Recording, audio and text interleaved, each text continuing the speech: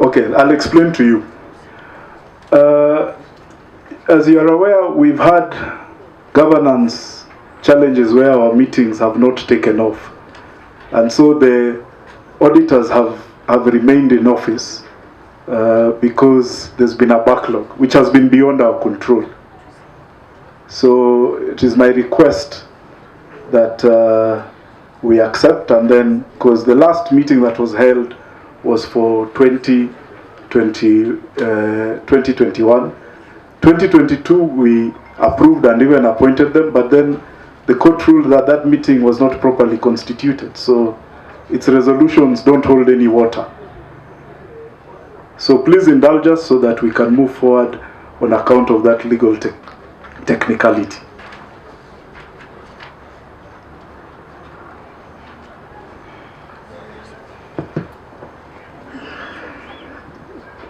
Through the chair. Yes, Simpson. I'm not seeing any reference to income for the broadcast deal that we have. Is that an oversight, or we've actually not received any money this year ended 2022? I believe if you go to the list of sponsors, it should be there. I think it was about 30 million or 32 million, and also we have, I think we have some accruals as well. Noted. Thank you. Thank you. So we've actually received the money. You're confirming, sure. Yes, we have, and I think we've accounted for it. Yeah.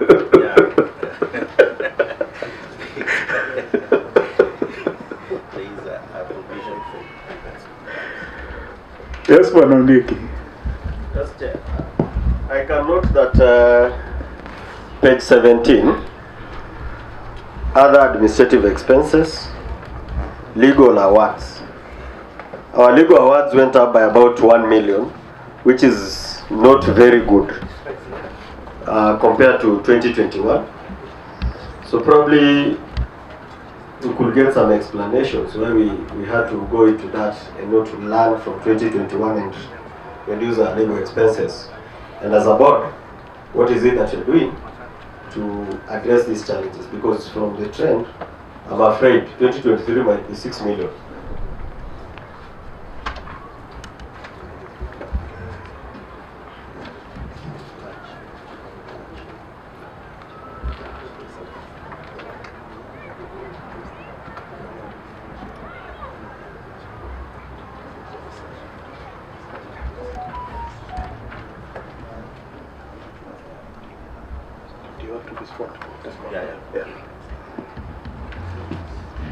Thanks, Bwanondiek, for that question.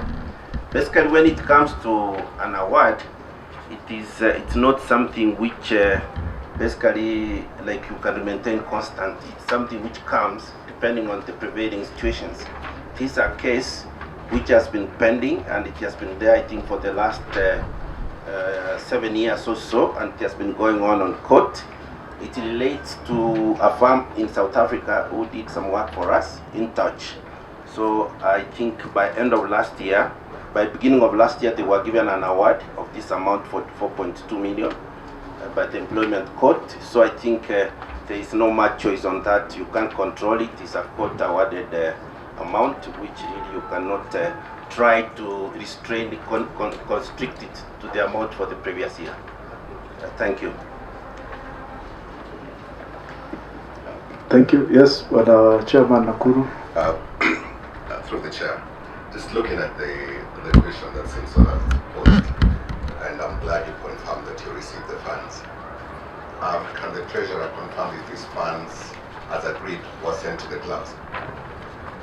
Because running a community club, I don't recall receiving a shilling from these Media Max deal. Yeah. Thank you, Bwanombui. A very pertinent question indeed. Partially, this money was sent to clubs. I think there's one installment which was paid beginning in the first quarter of last year. Unfortunately, subsequently, there were other installments which were due to be paid, but which have not been disbursed.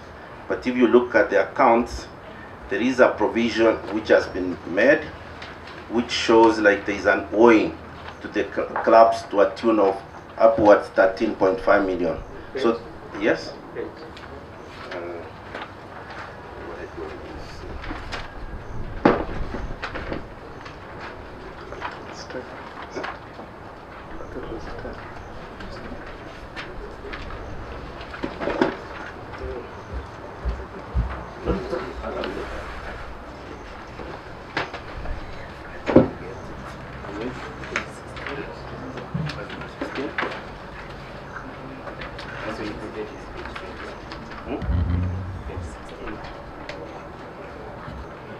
Yes, it is on page 16. If you look at page 16, number 7, item number 4, club share of revenue, which is actually 13.2 million. That amount is an accrual, it's owed to the club.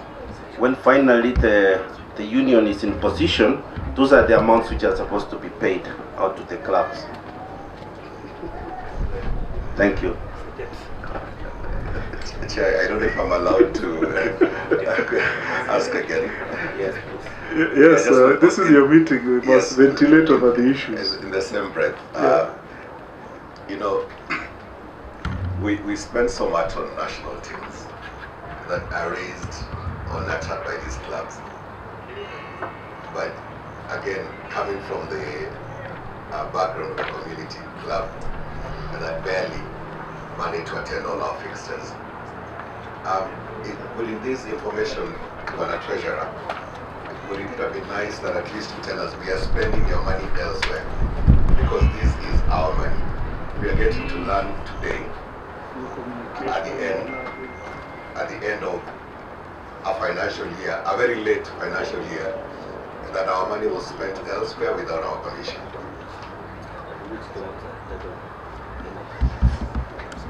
Chair, in addition to that, as the treasurer is raising to us, this 13 million is owed to which clubs? It could be Kenya Capsides only, and the others are left out. So kindly clarify to which clubs. Thanks. In terms of clubs, I think the agreement is fairly straightforward. The MediaMax agreement was mostly covering technical clubs. So, and I think efforts were underway to try and get sponsorship for the other clubs, but that has not come to fruition.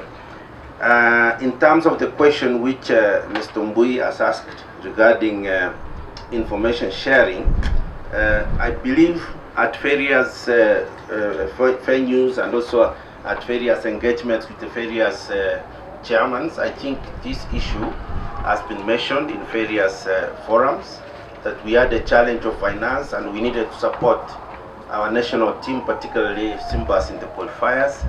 And I think the basic thinking was we would have gotten money from the government, but living in that hope has left us in the situation we are in the moment. Thank you. I don't know if you have something to add on this, Chairman. No, thank you. I think well explained, and this is one on which we recognize the liability, and the board is a going concern.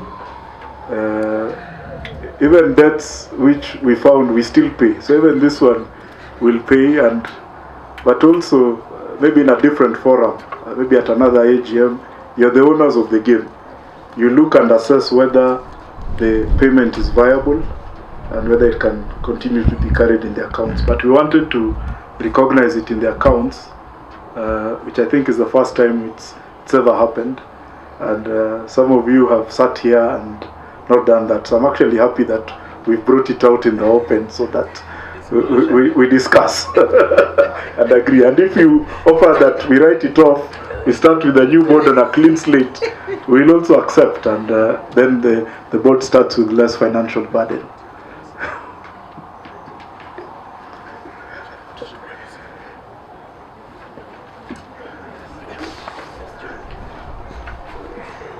All right, Ombui, just to try and also assist in that question of yours, and I'm glad we have a few government people here, is that the way some of these sponsorships are structured, they don't quite favor issues at the lower levels. And the conversation right now with the sports fund is, can we try to have a hybrid of, sponsorship that does not just sponsor events?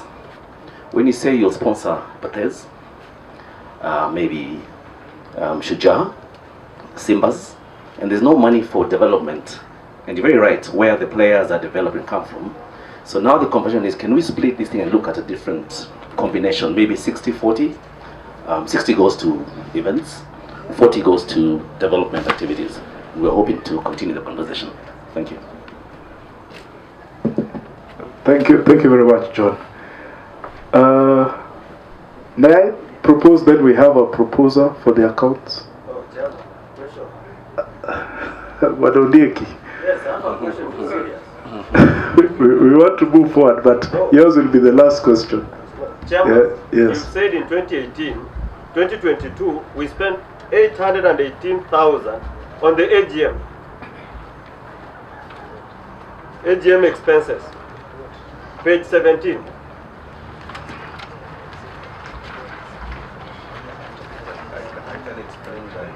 It's important for us to be explained so that we don't just go speaking about 800. And that's why we are allowing the question. So relax. Then you propose. Then I propose. Thank you, Bwana Ndieki, for that question. I think, as you recall, last year there was a series of meetings which took place. There was one which took place in March, another one took place in May, another one took place in September.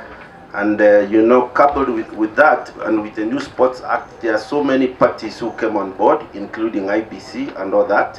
So with that, I think this became a little bit an unusual sort of year where the many AGMs and special general meetings took place, ended up in accumulating these sort of costs. Thank you, Chairman.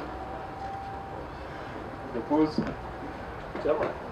I graciously stand here to propose this financial statement for 2022 as true and correctly for adoption by the members.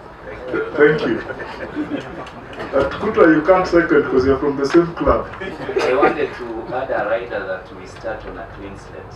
We write off the debt because we have new members in the Kenya Cup, we have new members in the championship. Yes. Chairman, that can be discussed tomorrow.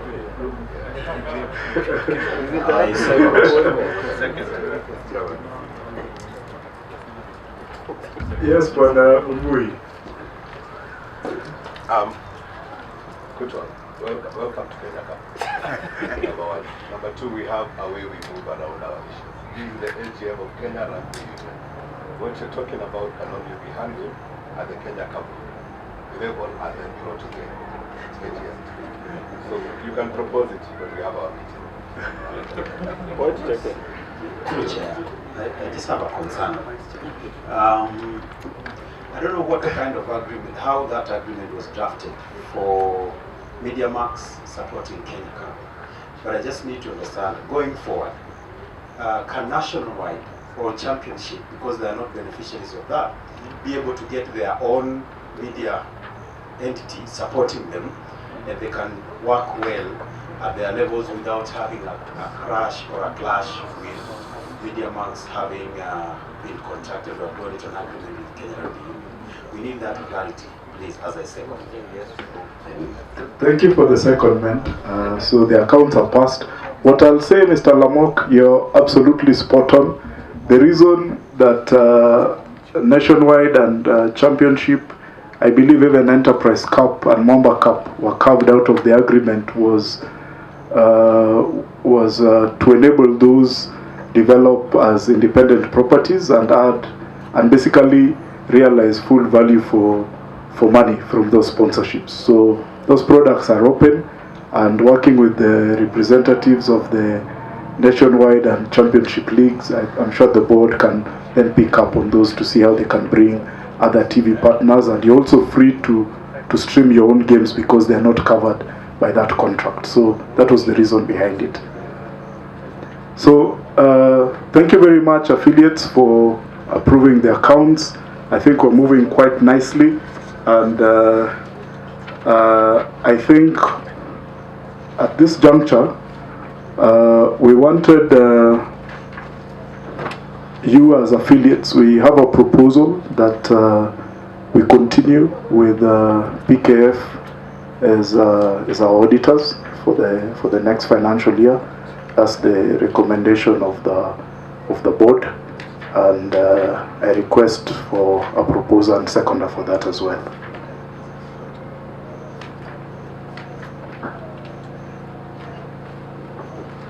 Yes, Mr. Lavok, proposer. Yes, I propose, and I also ask a question.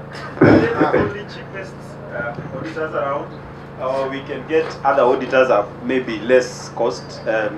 I don't know, maybe the agreement we already have with them is the lowest for us, or not? Just a question. As I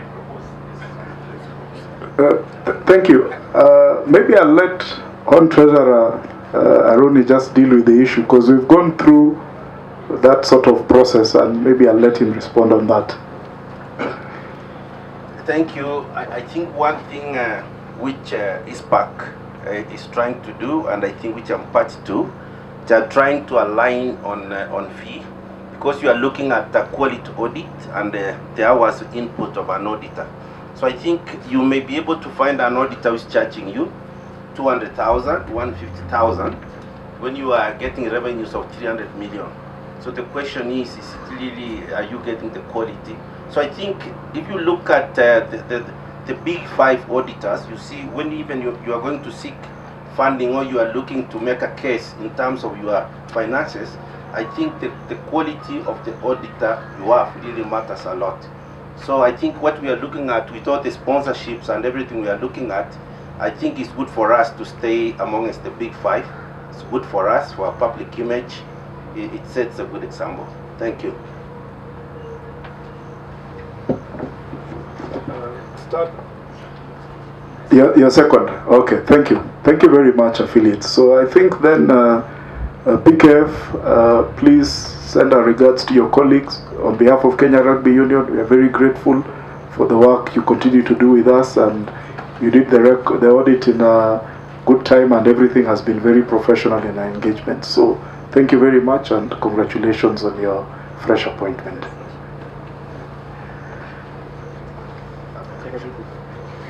Okay. At this juncture then, we want to then move over to the elections and the by-elections, and pursuant to the SDT ruling, we were instructed to put together a panel which would then supervise aspects of the election, and we were also then tasked with having someone totally independent, and we had appointed IEBC. So what I will do, we are going to then exit this area and leave you in the hands of the chairman of the independent panel, Mr. Agri Chabeda, who will then introduce his team and give guidance on how the election will be conducted. Mine is just to say thank you very much for the deliberations. Oh, sorry, just a moment. Oh, there's a script here which has just been placed in front of me. The particulars, I think, are warranted by the independent panel, so I'll just read them as presented.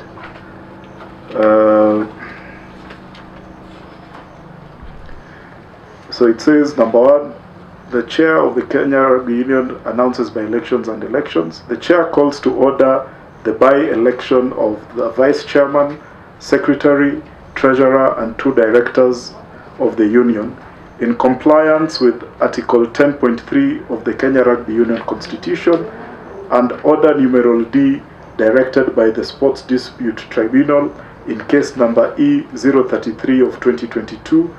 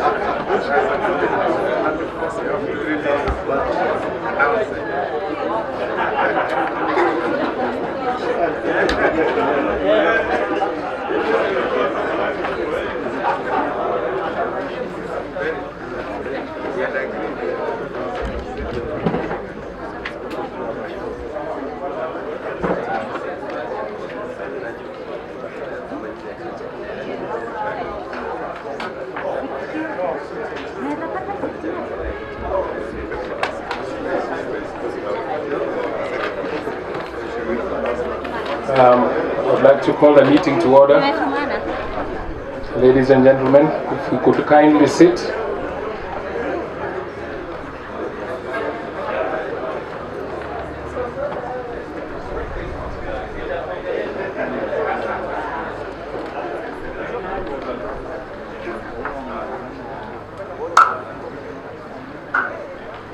Thank you. Kindly sit. Thank you very much.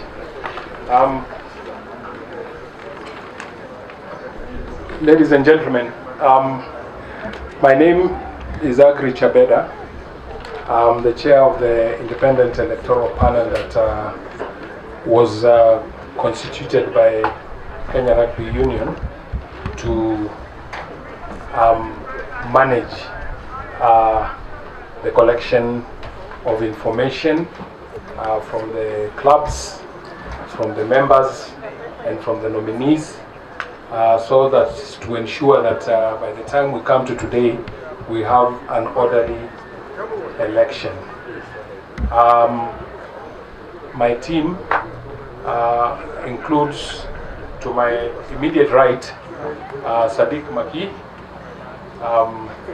and I will miss the gentleman on my left first. Further on is Sarah Ochwada, and to her right is her left, my apologies, is Faith Basie, and our secretary was the CEO of Kenya Rugby, Agri Wabulwenyi. We have one more member who was here last Friday in the election that was not to be. Unfortunately, he's not able to be with us today. He's out of the country. His name is Auka Esheo.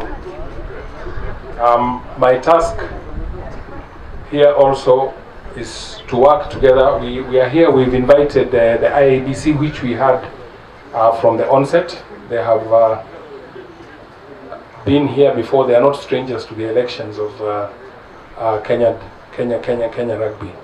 And to my immediate left is a returning officer from the IABC, Mr. Leonard Njenga, and he's assisted by a presiding officer, Mr. Joseph Kamau, and two assistants, Carol and I've forgotten the name of the other lady, Veronica, Carol and Veronica. Thank you very much. So we'll get on with the proceedings of the day, and we will start with by-election. And what I'll start by doing is to just read through some of the rules so that you are familiar with them as we go ahead.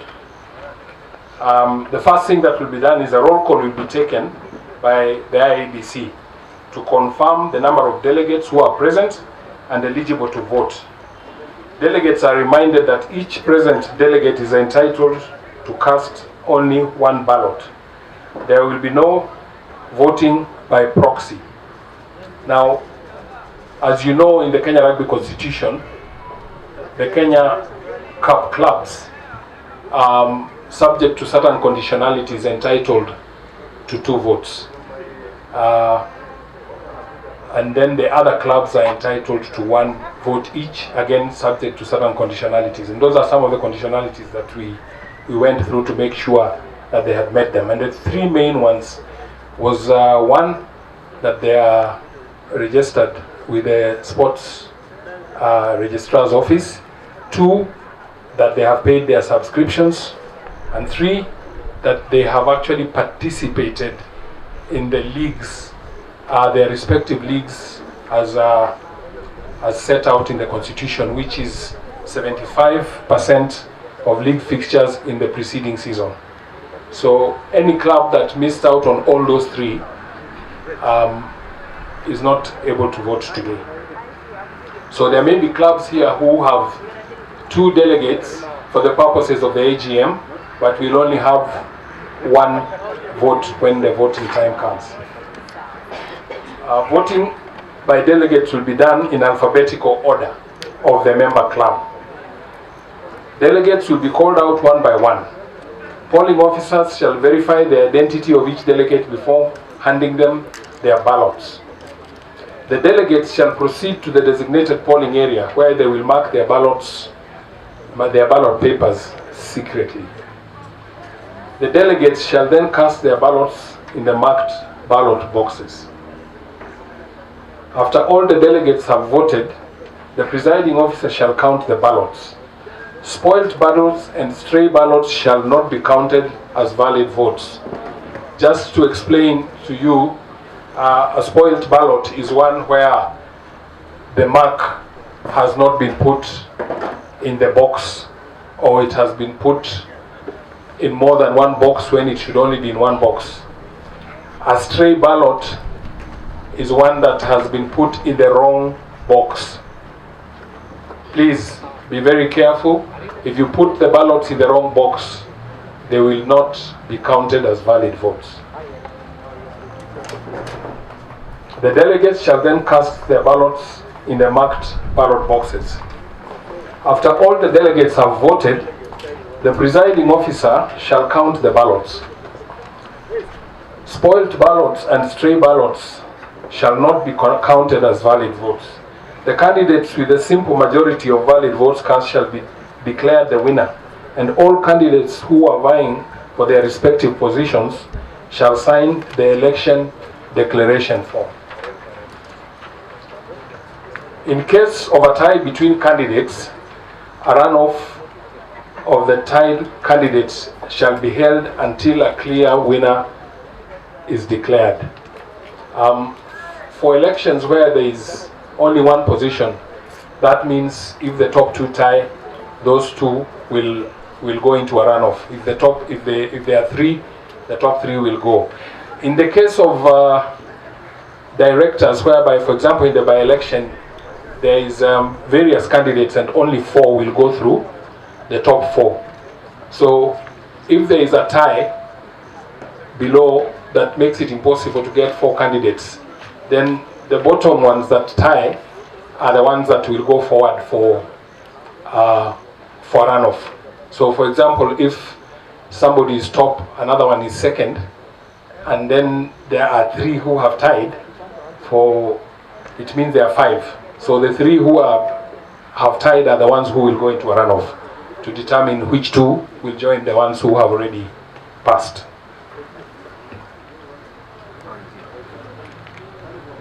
For positions that have not been contested, the sole candidate shall be declared the winner unopposed and shall proceed to sign the election declaration form.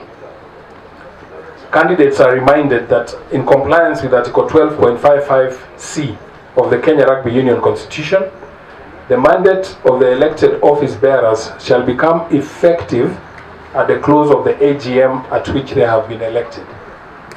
That means that at the end of this election, we shall be able to just say congratulations to the new winners, but the existing office holders who are sitting here before will come back to complete the AGM.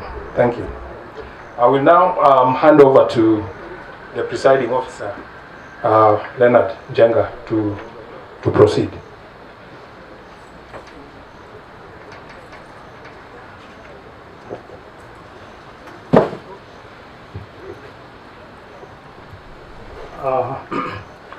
Thank you. As you've been told, my name is Leonard Jenga. I'm the returning officer, Nairobi County, in charge of Dagoretti constituency. And we are here courtesy of an instruction that we got from our CEO, IEBC, being part of our mandate. Kenya Rugby Union being a recognized institution. For those who do not know, IEBC has a mandate to conduct, or rather, basically because you have an election board, we offer support. Definitely, when it comes to logistics, we have the equipment, and we also come with our expertise. We make sure that each and every vote counts. And part of what we do, I believe we are having observers here. They understand their role. We have agents who also understand their role. And whenever we are conducting elections, we verify a number of preparation activities. That is the register of voters as per your constitution. And we also oversee preparation of the ballot papers. And the delegates will decide. So we are here to support your election board, and we will proceed as per your constitution. I'll be calling upon Joseph to start with the roll call of the delegates in alphabetical order of the member clubs and officers of the union. So,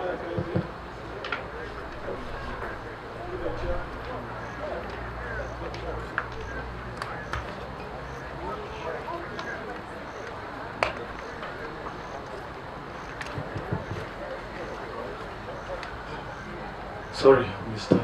Ngugi, was it? Jenga. Through the chair, kindly. I've heard you talking about the rules. You've expounded on how we'll go through the process today. But there's one point that you mentioned, and I quickly referred to our constitution. You've spoken about today only allowing the delegates to cast the vote, which is fine. But our constitution talks about who's a member of KRU. And that, for that purpose, who's allowed to vote in our AGM. Just to quote what is in the constitution, it talks about a full member shall be entitled to vote at the AGM and shall be drawn from a club entitled to 2 votes, shall have a side in the senior league and the second division league. Well expounded on that. Shall have played at least 75% of the league fixtures. We mentioned that too. And B, club entitled to 1 vote shall have a side in the senior league or in the second division and shall have played at least 75% of the league fixtures during the season. So, Bwana Chairman, kindly, I just want us to be clear that the people who are going to vote there are members. They do not necessarily have to be 2 delegates or 1. If myself as chairman of Menengai Oilers is a member of KRU and is entitled to 2 votes because I've met the conditions for us to get 2 votes. If I decide to carry all the votes in my pocket and fill them and cast them, that is what the Constitution allows us to do. Please clarify on that. Thank you. I will clarify that. I think there were regulations that were issued prior to today by this panel, and they made it very clear that clubs which are entitled to 2 votes shall have them carried by 2 of their members. And that is how we have come up with a list here which has the people, not only the actual persons that are going to actually carry those votes. So I don't think that what you have said and what is in the regulations is in conflict.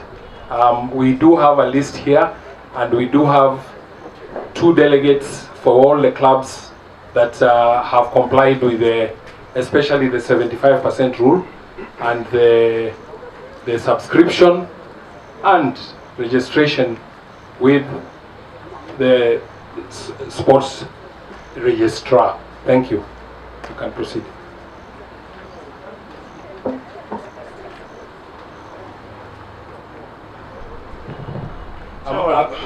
Please, I think the best thing to do is let's allow our visitor here from the IBC to finish what he was going through, and then we can hear you out again. Okay. Yeah. I just want you to allow us to exercise our democratic right. That's why I know you shared the regulations, but I think we are guided by the Constitution. I just want to be clear on that.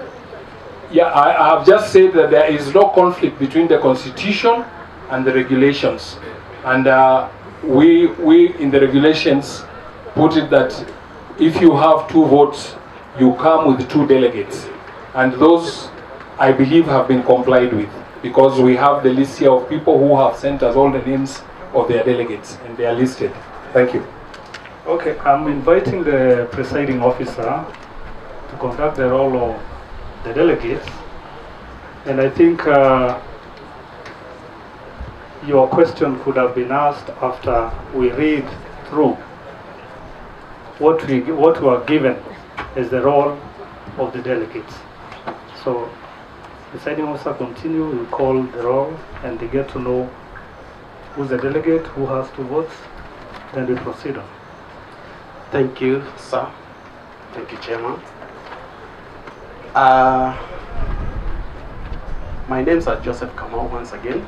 I'm the presiding officer for this election, and I'm going to read through part 4 of Kenya Rugby Union Electoral Protocol of 29 March 2023 of the Union in the following order.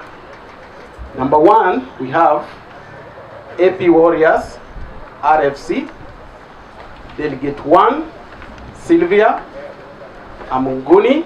Delegate 2, Habil member.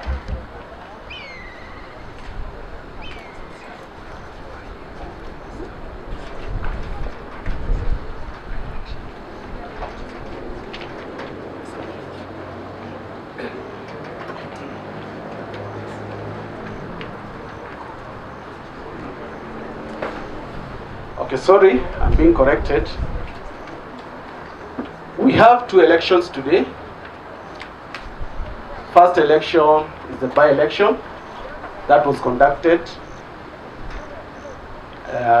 during the end of last year. I think it was September. And the voting delegates, I read them as per the list. Number 1, AP Warriors, RFC. They are entitled 1 vote. And that will be Sylvia Amunguni. Number 2, Black Blood, RFC. They are entitled 2 votes. We have Delegate 1, Alan Ominde. Delegate 2, Lionel Agileti Ekesa. 3, Comras, RFC, 1 vote. The name of the delegate, George Mwangi Kinyua. 4, we have Eldoret, RFC. They entitled 1 vote. And that is Delegate Edwin Katambi Indonyi. 5, Embu, RFC. They entitled 1 vote. And that is Delegate Osire Onkoba Abija. 6, we have Homeboys, RFC. They entitled 2 votes. Delegate 1, Michael Rabar. Delegate 2, Elfas Etemesi. 7, we have Cabras, RFC. They entitled 2 votes. Delegate 1, Felix Makoyo. Delegate 2, Elvis Hamala. 8, we have KCB, RFC. They entitled 2 votes. Delegate 1, Bernard Itembete, sorry. Delegate 2, David Obongo. 9, we have Kenya Harlequins, RFC. They entitled 2 votes. Delegate 1, Victor Sudi. Delegate 2, Rosemary Chelangat Koril. 10, we have Kisumu, RFC. They entitled 1 vote. And the delegate name is Jaycox Mwavali.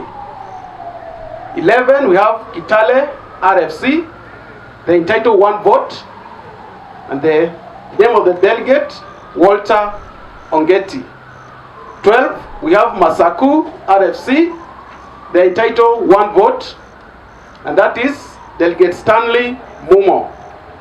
13, we have Maseno, RFC. They entitled 1 vote. And the name of the delegate, Joan Auma Adalo. 14, we have Mbale, RFC. They entitled 1 vote. The name of the delegate to vote is Pierline Omamo. 15, Menengai Oilers, RFC. They entitled 2 votes. Delegate 1, Simpson Osiemo. Delegate 2, Mwaneki Gakio.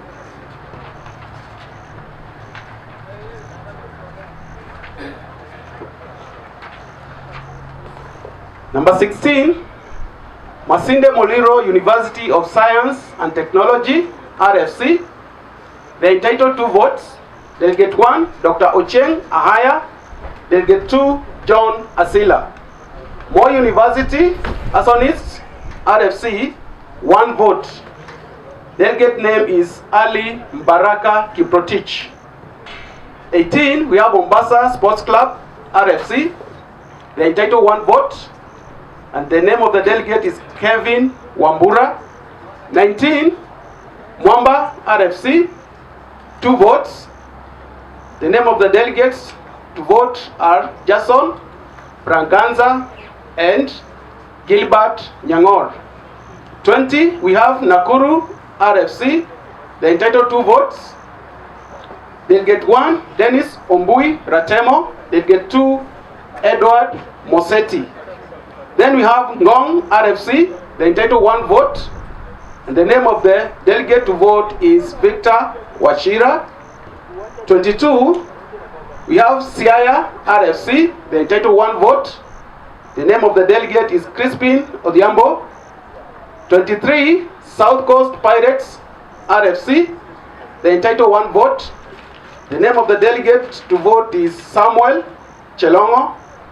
24, we have the Stingers RFC, they entitled 1 vote. The delegate name is Hansen Omindo Manguilu. 25, we have Webuye RFC, they entitled 1 vote. The name of the delegate to vote is Jeff Ahoya. 26, we have Western Bulls RFC, they entitled 1 vote. The name of the delegate to vote is Eliud Singanga. 27, we have union officers who are entitled to 1 vote, and the delegate to vote is Mr. Jeff Odur Gangla.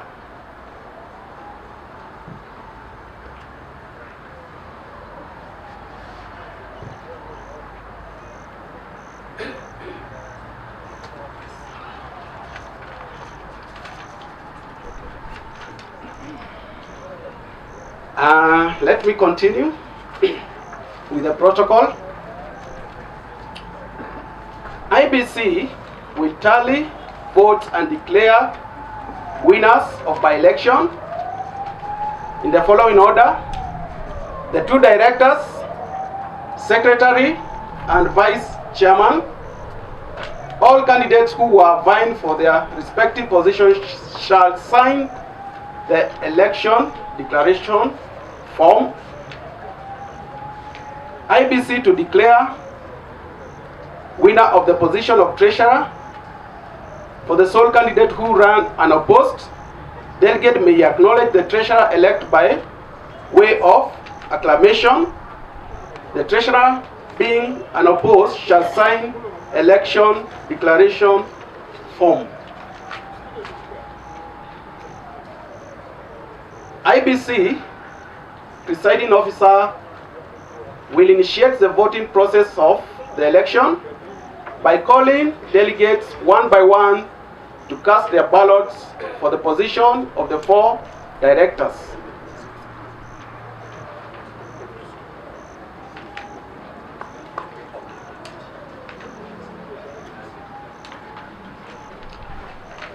Item 9 will follow after we are through with the by-election. Are we okay?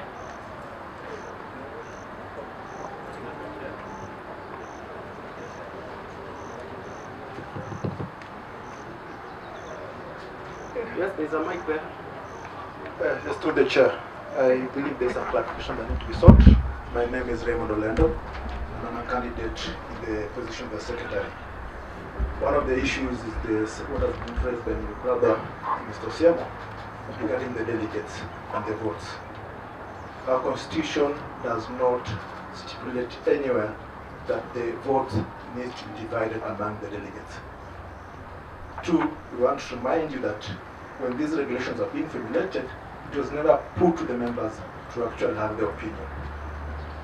And in that regard, the constitution cannot be amended at this juncture, where we deny other members who are entitled to vote of their 2 votes.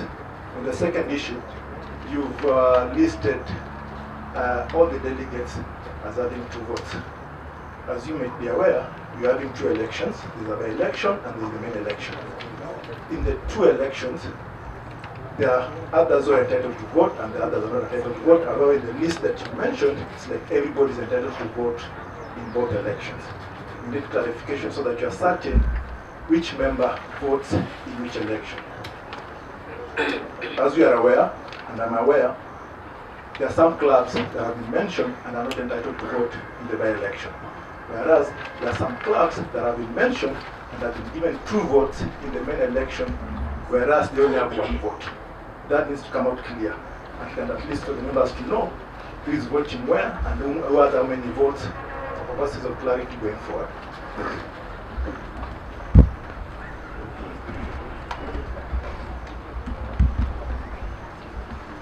Thank you. Thank you. These regulations were produced, I think, at the end of February, and they were circulated, and members were asked to look at them and if they have any issues to bring back, and there was none. And then we went on to the next stage, and the decision was made that clubs who are entitled to 2 votes will come with 2 delegates. So there is no suggestion that anybody has been disenfranchised.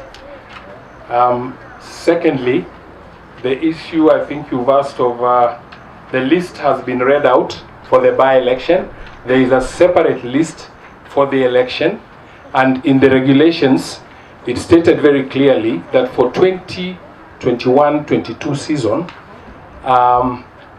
ESS was not played. And if you read the regulations carefully, the teams in the Kenya Cup also have a team in ESS. And because ESS was not played through no fault of the clubs and through no fault of the union because of COVID, for the by-election, all the Kenya Cup clubs who have qualified under the other conditionalities have 2 votes. When we get to the election, you will find that some clubs who are in Kenya Cup and have a vote in Kenya Cup have only 1 vote because they failed to meet the threshold for ESS by not providing teams to play. Okay? I don't know what was the other question at the end. In terms of constitutionality, I do not believe anybody has been disenfranchised. I think there was a question he asked about delegates. Was there any other question on the issue of the delegates? Sorry, there are quite a few questions. Just go ahead. There's the issue of the delegates who are supposed to vote in the by-election and the election. In the list that you have, as he mentioned, Yes. he seemed to have combined them. No, he hasn't actually. He has only read for the by-election. As he started to read the election, I stopped him. And for the by-election, if that is the list for the by-election, Comoros did not meet the 75%. They are not entitled to a vote. I believe the information we received showed that they did. Now, I don't think it's possible on this floor for me to, because the information we have is from the Kenya Rugby Union, and on that basis, we did the calculations, which was simply how many games have you played, how many games are you supposed to play, and if it's more than 75%. And that's the thing, with clarity, for Comoros it's 71%. It never reached 75%. I think it's very difficult for us now on this floor to make those sort of decisions, because this information has been sent out to all of you, and you all had time to point out if another club is on the list that should not be on that list. Yes, on the list that was sent initially, Comoros was not there. No, I do not believe that is true. I will check. I can share the list. No. You are not the. You cannot take over the meeting, Bwana Nini, and decide that what you decide is the correct thing, and I'll overrule you on that. Sorry. Let's proceed. I'm requesting the presiding officer to continue, because irrespective of maybe the genuine concerns, basically the role that you are given is what you are going to use for conducting the election. If there will be any reservations, I don't think it can be addressed by either removing or adding anyone in the role. And that is part of what we signed in our MOU. We believe what you have in the role is what was not challenged by the time the election was called. So we proceed.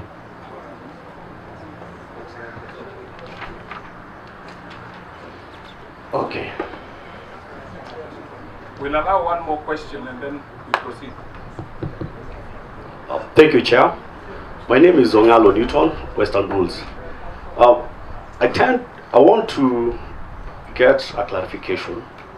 When we have two delegates and they both have one vote, and none of the delegates is not here, and yet we send two names of delegates who are going to cast votes, what happens?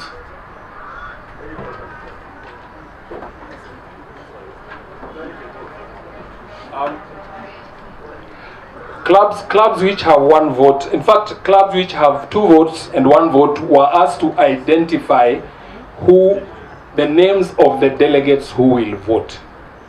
So, if for any reason, and I can also say that yesterday evening, I actually sent out an email asking clubs, yesterday morning, asking clubs to finalize their delegates list, and one or two clubs actually replied and changed. 4 clubs.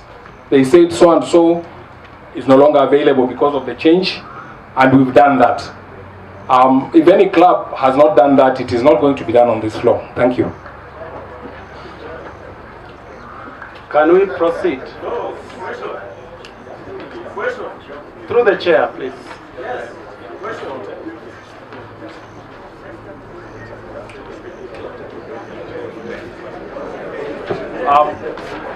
We have checked Comras, and we can confirm that they are not supposed to be on the list. It's a mistake. Yeah? For the by-election, but they are eligible for the election. I think that's enough. We cannot. I'm sorry. We cannot start trying to debate the rules on the floor when you've had time to answer them and you have not done so. And it's unfair to the others who have done their job that we now sit here and attempt to rewrite the rules. No, Sorry. Chairman, you cannot not write rules. Because Western Bulls has sent a list of a delegate. He's a representative of Western Bulls, Newton Ongalo. Then you are saying here that Newton was spent money. The other candidate who told you that he fell sick last night when he was supposed to come here. So why was Newton supposed to anticipate sickness or activity? So allow Newton Ongalo to vote on behalf of Western Bulls. That is the only fairness in an election. Fair, transparency, and accountability. 3 things. Let's be fair. Newton is not a stranger to rugby. Thank you. So, please do not lock out. If the club sent genuinely the name of Newton Ongalo, let Newton carry the vote. If it did not send anybody, and Eric Onyeki is purporting to carry that vote, let him not carry the vote. That's what I'm saying, Chairman. Sorry, through the chair, not somebody that's on the list. If you allow me.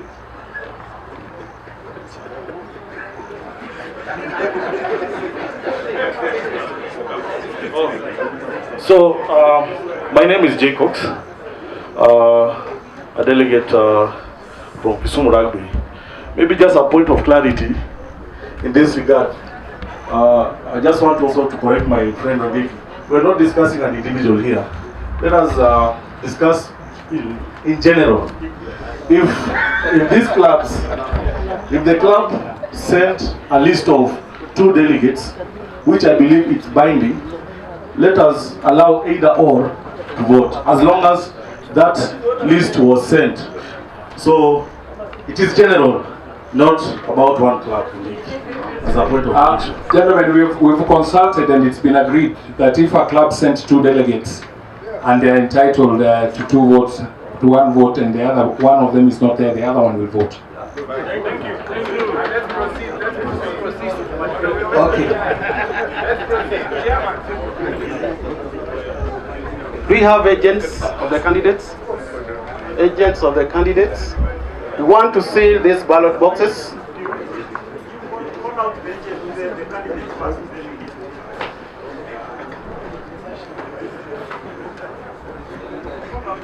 Mr. Chairman, we are conducting an election. I need your guidance, Mr. Chairman.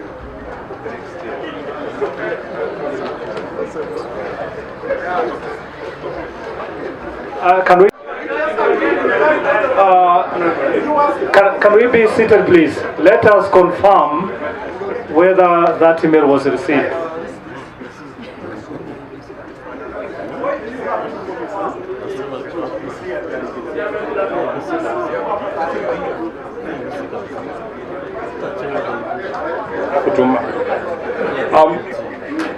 If I could answer the gentleman, Mwamba is not one of the emails that we received. However, look, gentlemen, please, the same way we allow you to ask questions, allow us to respond. I think the gentleman has taken a walk and I'm trying to answer him, but I will. Yes. The thing is, Mwamba has 2 votes in the by-election, and they have to be carried by 2 delegates. If one of the delegates is missing, they will only vote once. Thank you. We have made it clear that people will not carry votes by proxy for others. But if they are here, they will vote. We do not have that email, by the way. Yeah, we've received emails, if I can remember, South Coast Pirates, Mbale,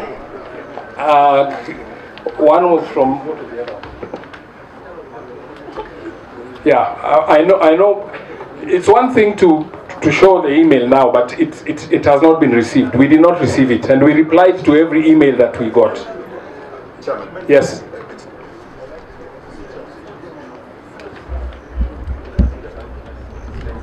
Chairman, I'm humbly requesting you. Yeah.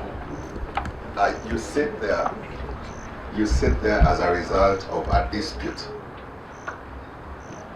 Do not create another dispute. You're being guided by the Constitution of Kenya Rugby Union, and then you refer us to rules. The rules do not supersede our Constitution. At no point in our Constitution does it talk about delegates. It talks about members. You, in your wisdom, have decided that you shall call them delegates. Fair enough. You've proceeded to decide that each delegate can only carry 1 vote. Where do you draw these powers from? Who appointed you these powers? You cannot violate the Constitution, more so at the AGM, Chairman. This is the only document that binds us. The rules you create are going to create disharmony. Kindly, I can avail you a copy of the Constitution. Kindly, do not take us back to court. Thank you. Can you just maybe just give us a few minutes to consult? Thank you, Chairman. As you also retreat, I just want to point out that in your list of the by-election, it is not only Comras which are affected. There is, you've also approved Egerton RFC. They did not have 75%. I'm saying, this list is not the list that was sent to the delegates. We have it here.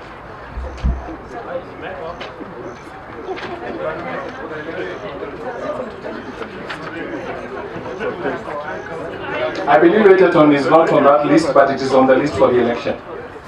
They're on what list? And then the CIA is if it's the same list we have, just kindly bring it forward. We'll look at it.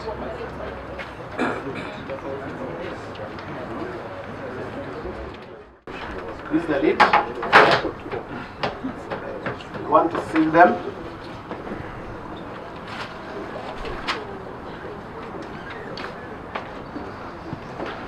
Also, you write the serial numbers. Wait.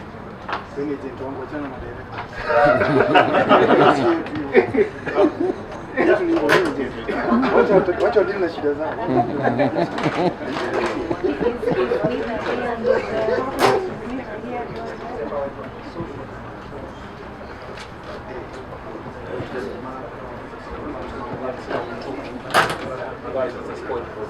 Okay, so for the directorship, tafadhali tusikize because we don't want to have spoiled votes or rejected votes. you mark maximum of 2 candidates. If you mark 3, that is a rejected vote. Tafadhalini. We have seen it even in our elections for the judges, for Judicial Service Commission, spoiled votes, just cause of an instruction. We don't want you travel all over from very far-flung county, and then you spoil your vote, and you get rejected. So, for the directorship, maximum from the ballot that you get, 2. Understood? Thank you. Okay, directorship, the seats are as follow. IBC 2789361. IEBC 2789362. IEBC 2789363. IEBC 2789364. Those are the 4 seals. Go to the next box. Hall secretary. Confirm. It's empty.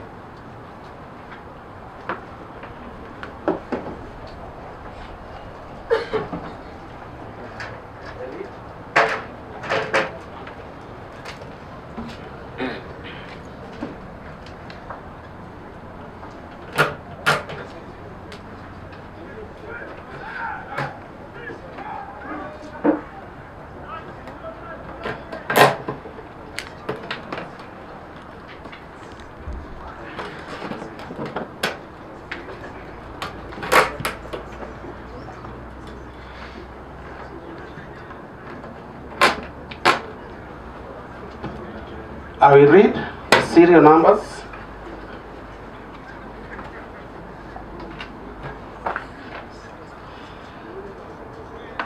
Okay. IEBC 2788664. IEBC 2788665. IEBC 2788666. And IEBC 2788667. Go to the next box.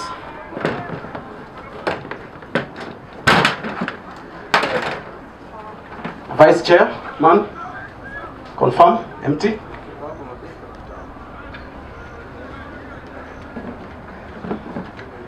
The lead.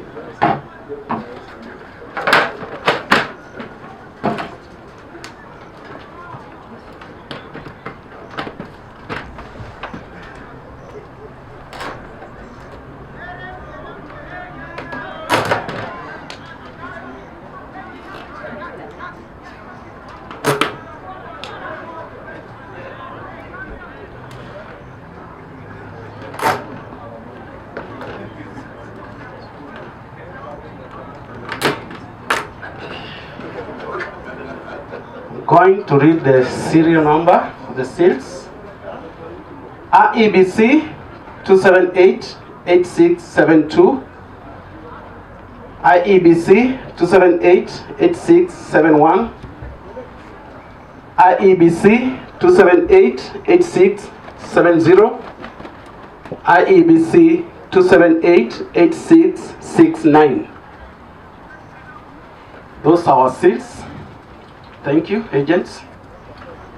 May you have your seats.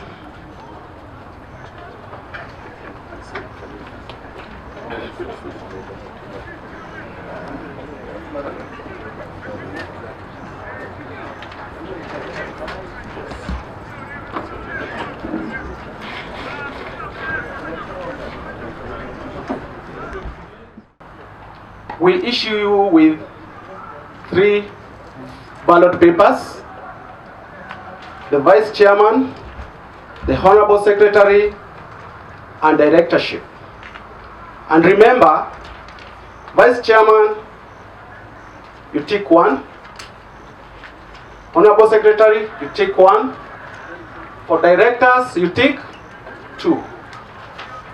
Is that okay?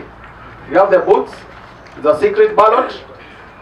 You give you ballot paper, you go there, you mark. Then you will cast your votes. And now, I declare this polling station open for voting. And we'll begin with AP Warriors, RFC, Sylvia Amunguni. And for the voters, I'm allowed to make sure that you are putting in the right box without talking to you. We also don't want to have rejected or stray ballots for one election or the other. Thank you. Also, as a sign of vote, we'll mark your small finger with an indelible pen.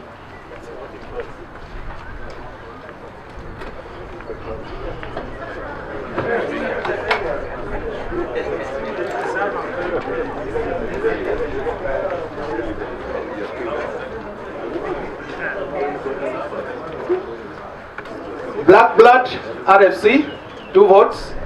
Alan Ominde and Lionel Agileti.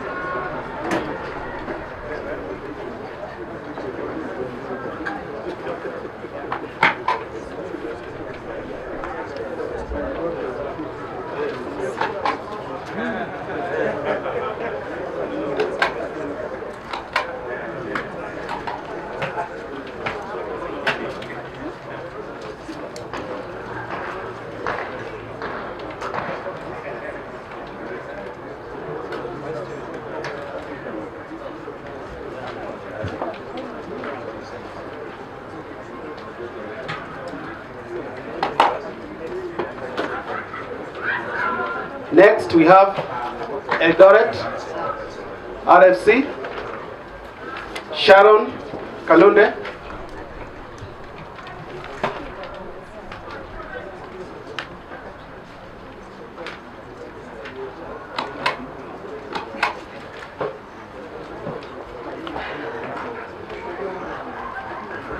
Sharon.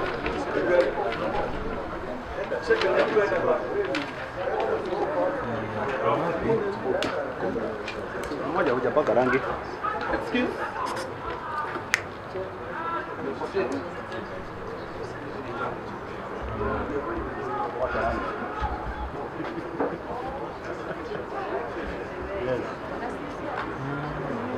Ini Nikon?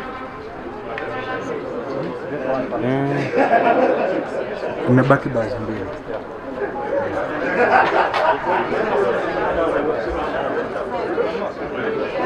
Next is Embu, RFC, Bosire Onkoba.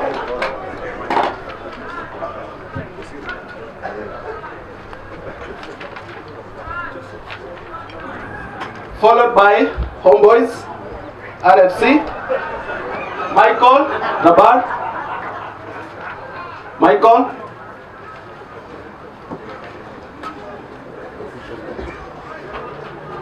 and Elfas. Elfas at Temesi.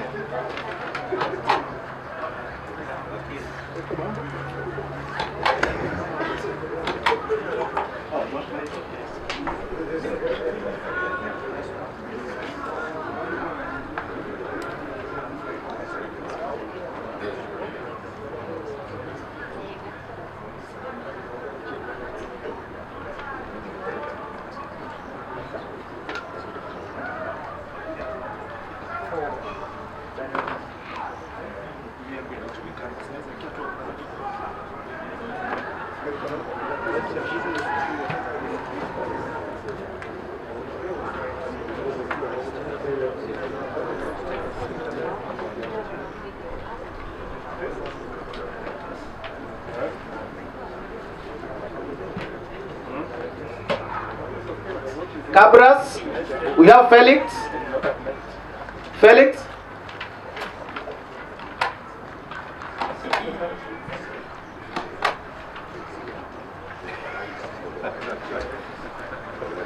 Felix and Elvis Amala.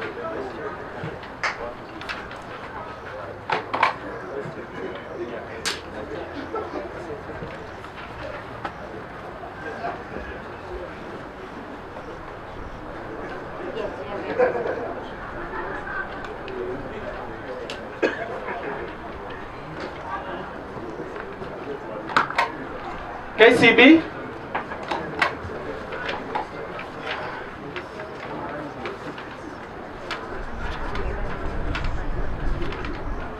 KCB have Bernard Itebete and David Bongo.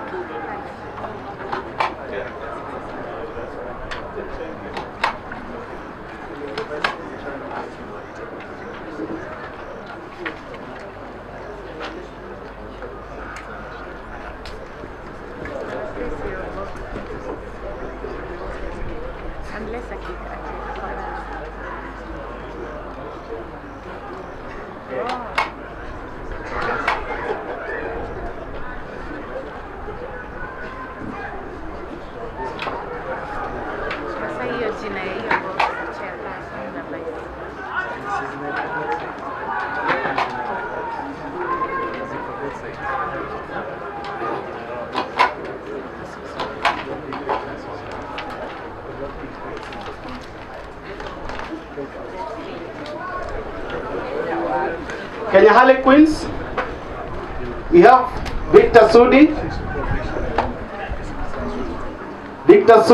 and Rosemary Changat.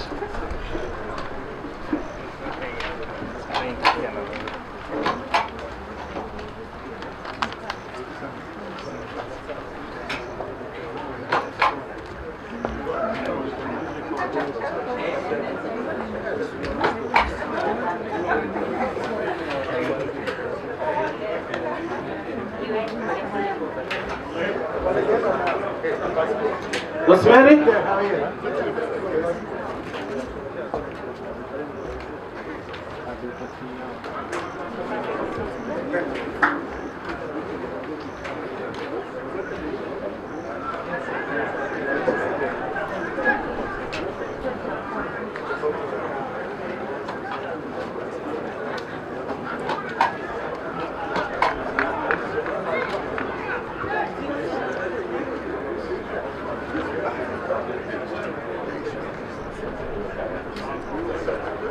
Kisumu RFC, Jacobs Mwavali, Kitale RFC, Walter Ngeti,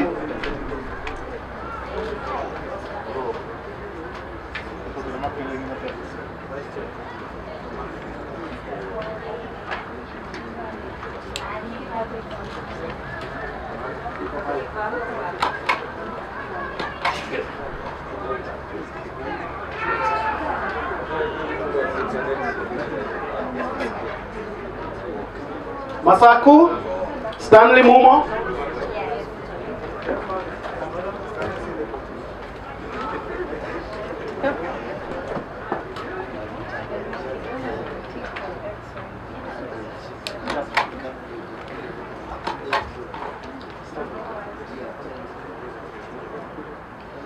Maseno Joanna Uma,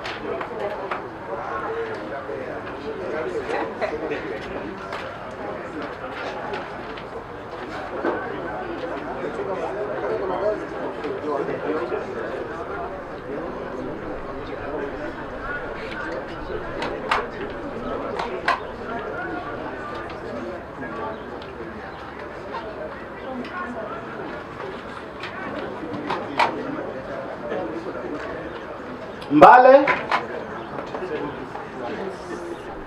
Pielain Omamo,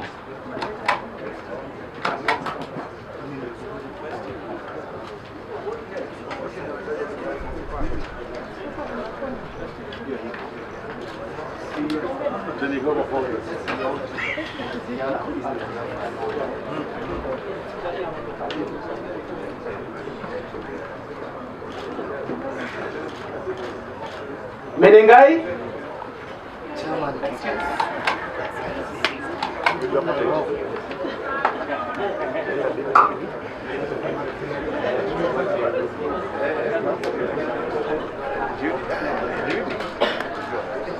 Menengai, Simpson Osiemo, and Mwaniki Gakio.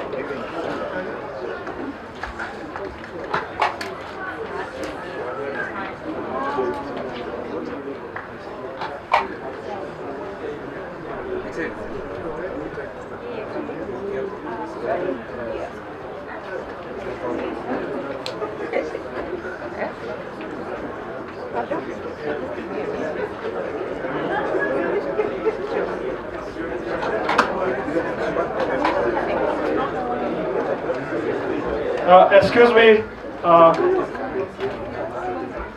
he will receive extra for the absent delegate. Okay?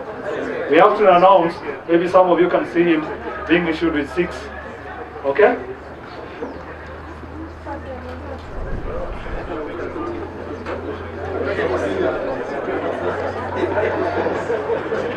Masinde Moliro. We have Dr. Ocheng Ahaya and John Asila. Same case.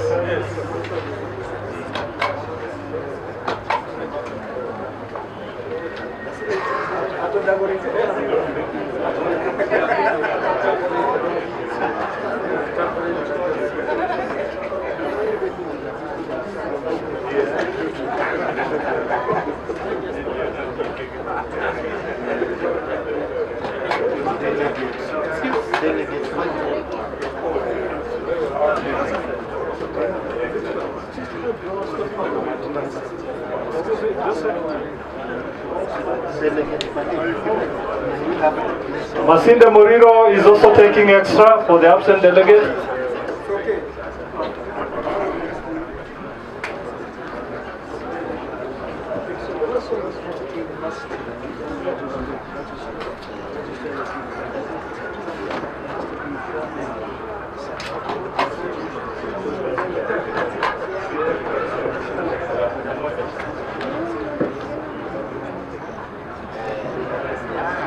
Moi University, Azonist, Ali Mbaraka.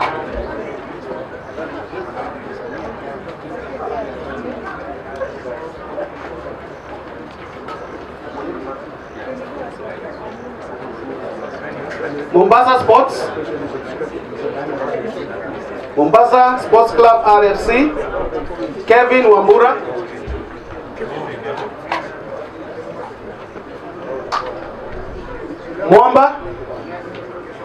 Mwamba RFC.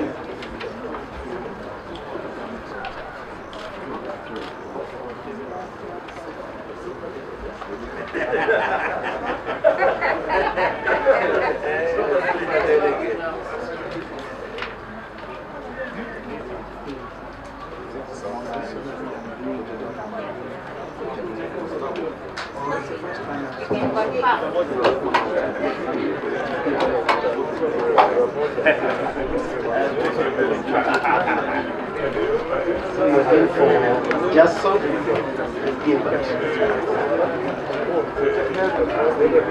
Okay. Mwamba RFC also will do for both delegates. He's doing for Jason and Gilbert.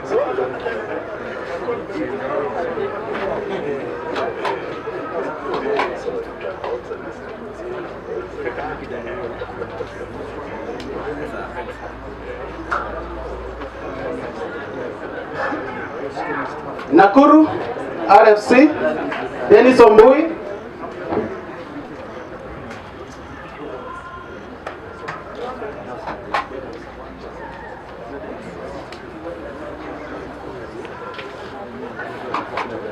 Also Nakuru will do for the both delegates, Dennis Ombui and Edward Mosetti.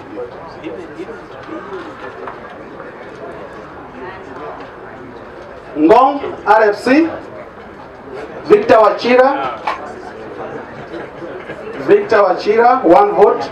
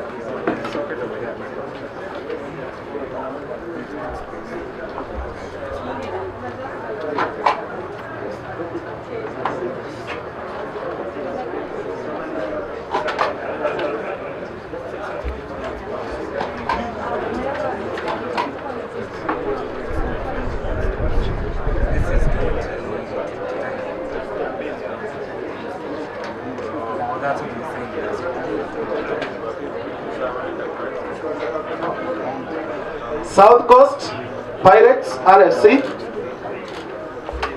Samuel Chelongo. Samuel.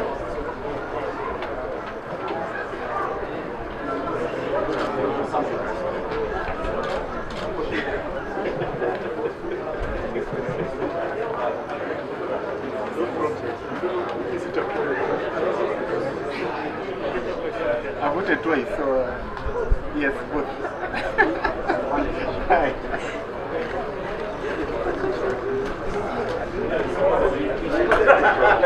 Stingers RFC, Hansen Omindo.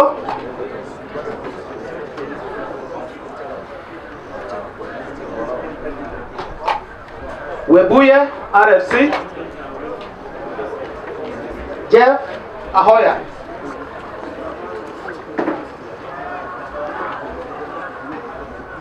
Jeff.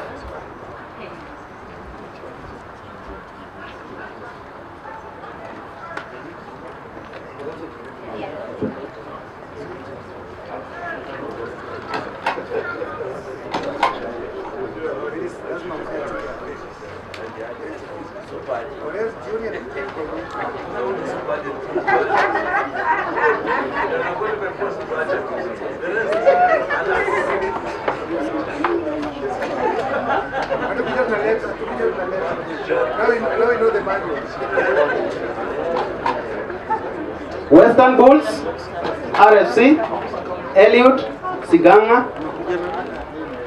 Nani Chege? Eliud. Lakini amendrop, ameenda.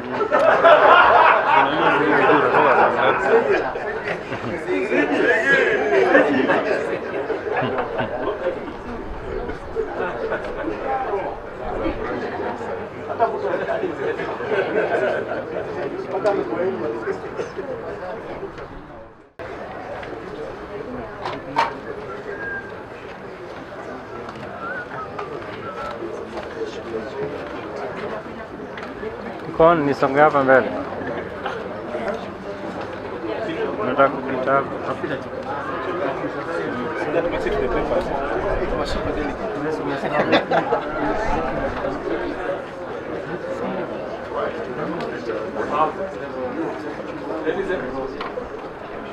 Ladies and gentlemen, there has been a complaint from Bungoma RFC that they were left out of the by-election and they should have been there, and we have cross-checked and they are correct. So Bungoma is going to vote immediately after the union officer. Thank you.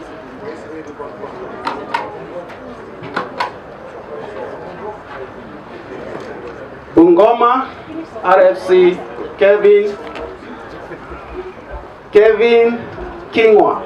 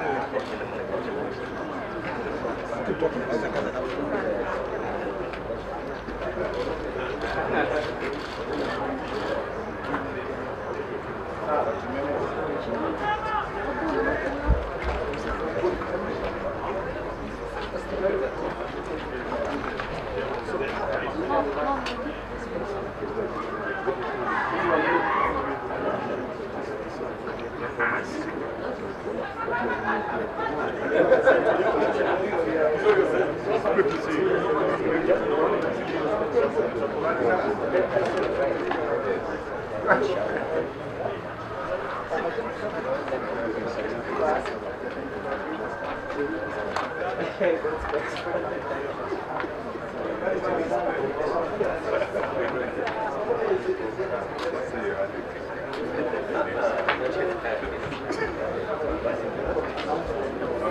Agents, we are sealing the aperture. We are through with voting for by-election. All the delegates are voted.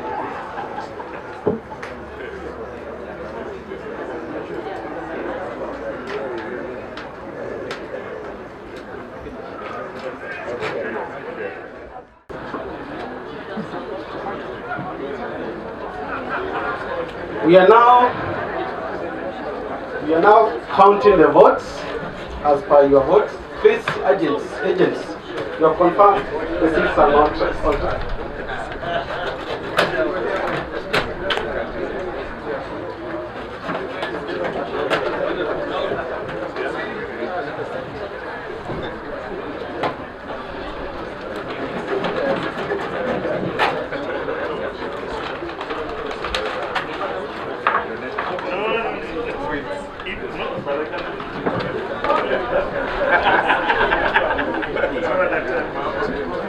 Okay, we need your concentration here, please.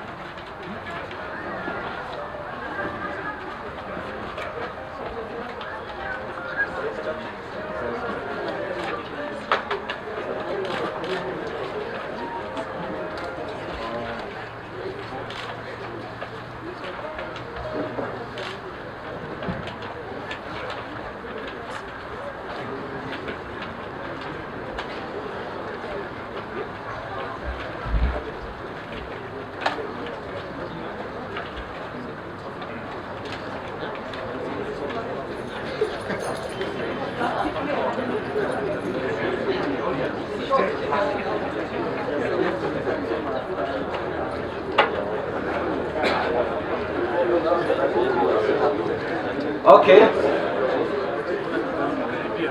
You can be somewhere close.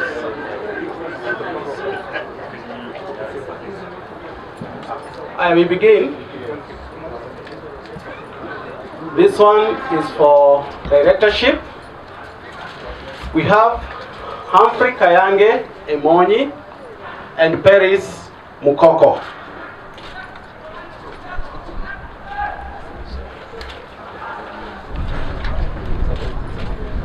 We have Humphrey Kayange Emonyi, Paris Mukoko. We have Kenneth Maitimei and Leslie Mwangale.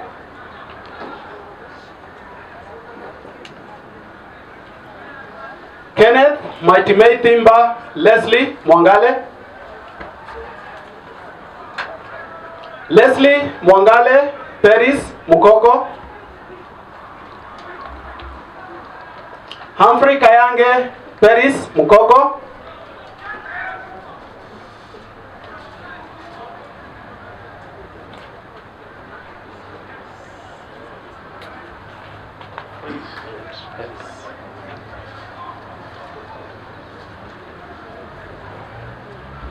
Humphrey Kayange, Paris Mukoko.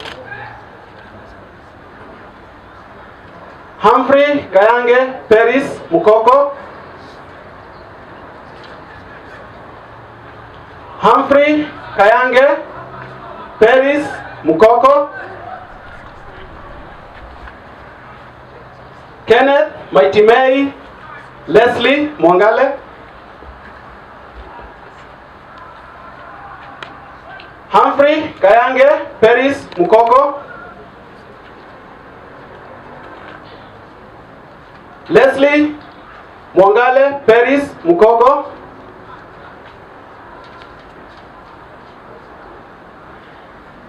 This one is marked one person, Peris Mukoko.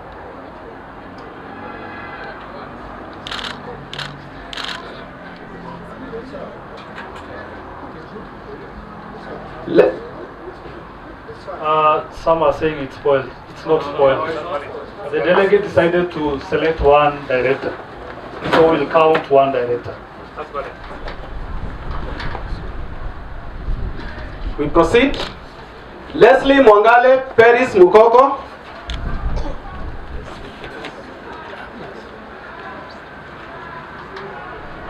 Kenneth Maitimei Leslie Mwangale.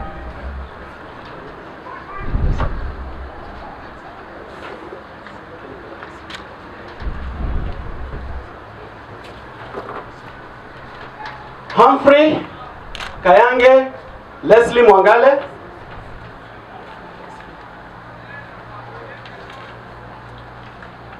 Humphrey Kayange Peris Mukoko.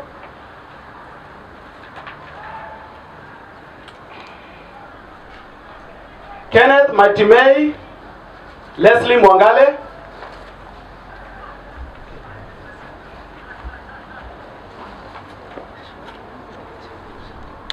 Humphrey Kayange Peris Mukoko.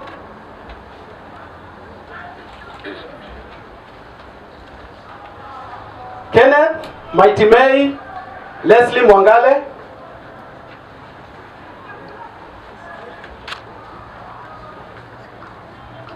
Humphrey Kayange Kenneth Maitimei.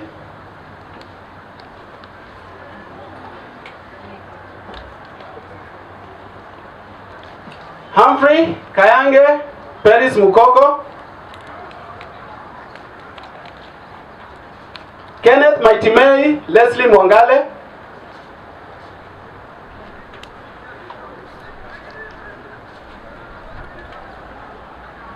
Kenneth Maitimei Leslie Mwangale. Humphrey Kayange Peris Mukoko. Humphrey Kayange Leslie Mwangale, sorry.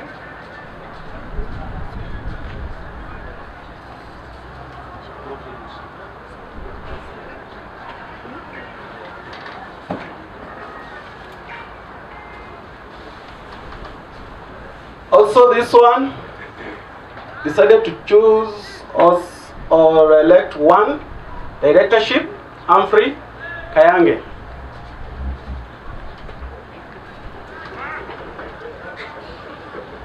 Humphrey Kayange Peris Mukoko.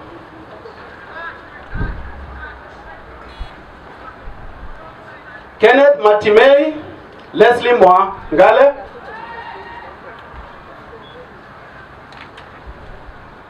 Kenneth Maitimei Leslie Mwangale. Humphrey Kayange Kenneth Maitimei.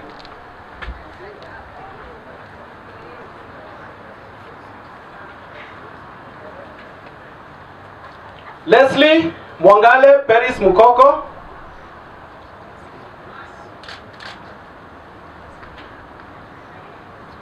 Humphrey Kayange Leslie Mwangale.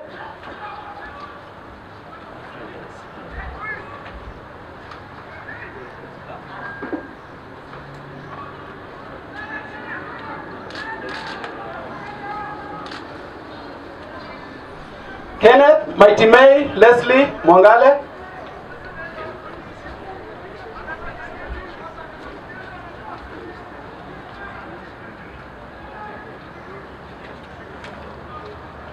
And Kenneth Maitimei Leslie Mwangale.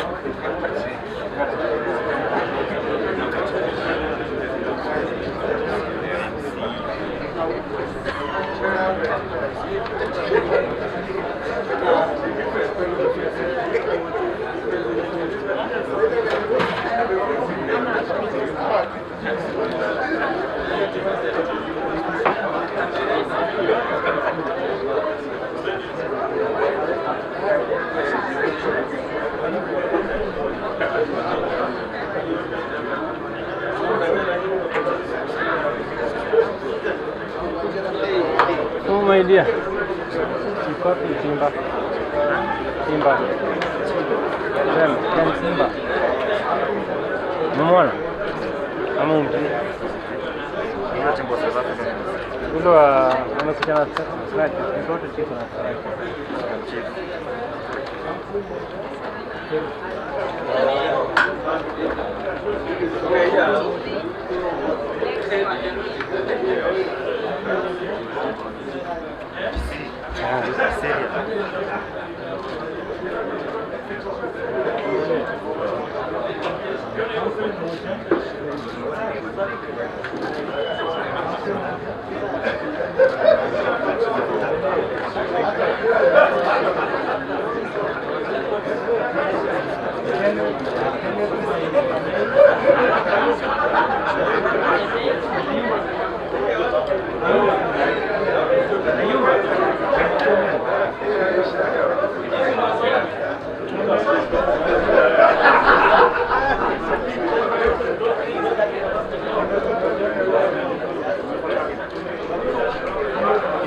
Ndani. Tona less. 1918,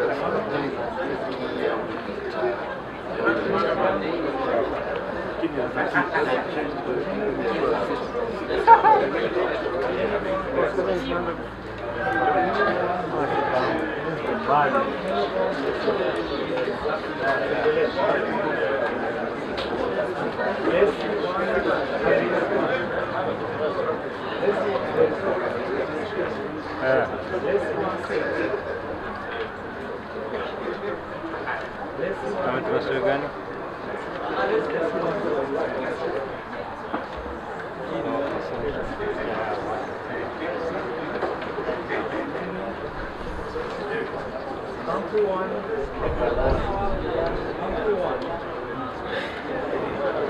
Gave Kichana? Yes. How are you? I'm okay.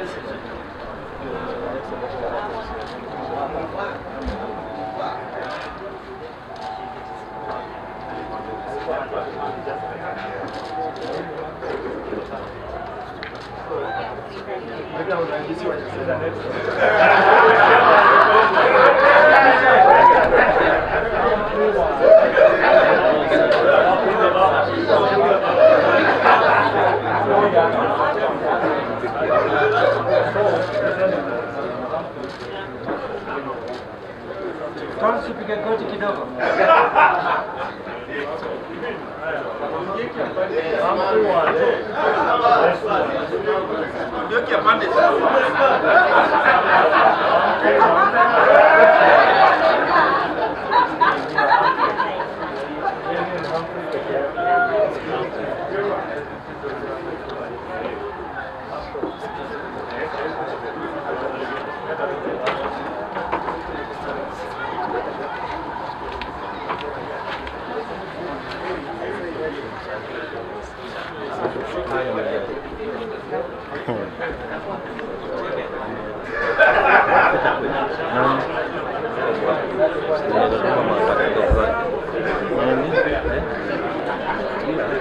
Ulipiga Twitter.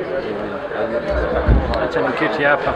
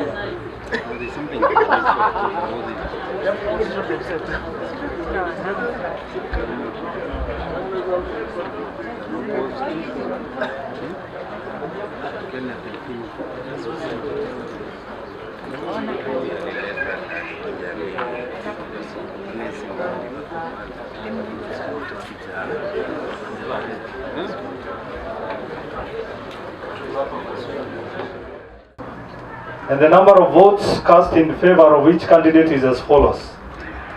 Humphrey Hayange Emoi 18, Kenneth Maitamei 14, Leslie Mwangale 19, Paris Mukoko 17. Total number of valid votes cast 68. And from the outcome, the two delegates elected are Humphrey Hayange Emoi and Leslie Mwangale.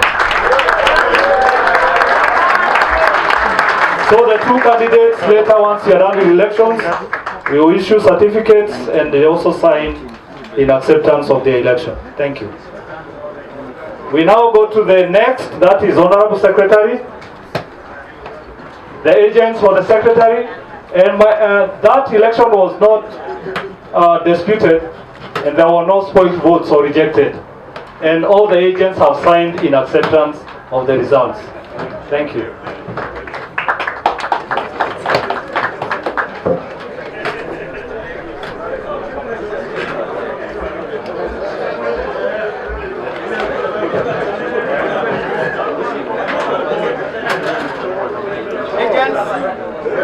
Agents.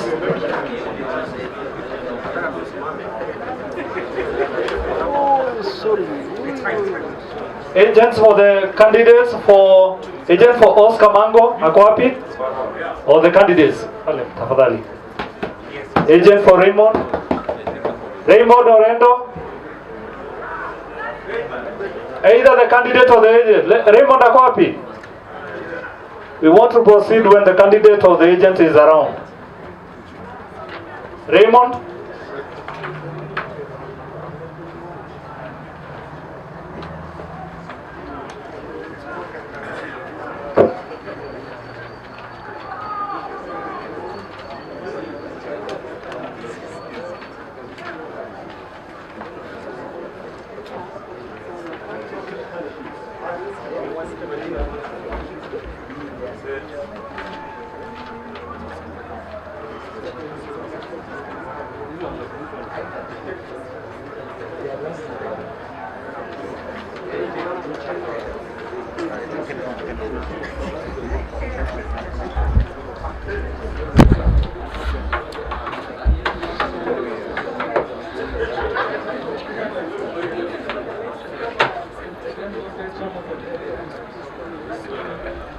Okay, this by-election for Honorable Secretary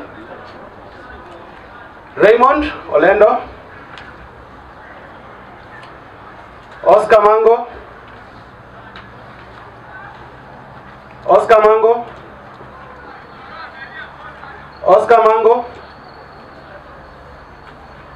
Oscar Mango, Raymond Olendo, Raymond Olendo, Raymond Olendo, Raymond Olendo, Oscar Mango, Oscar Mango, Raymond Olendo, Raymond Olendo, Raymond Olendo, Oscar Mango,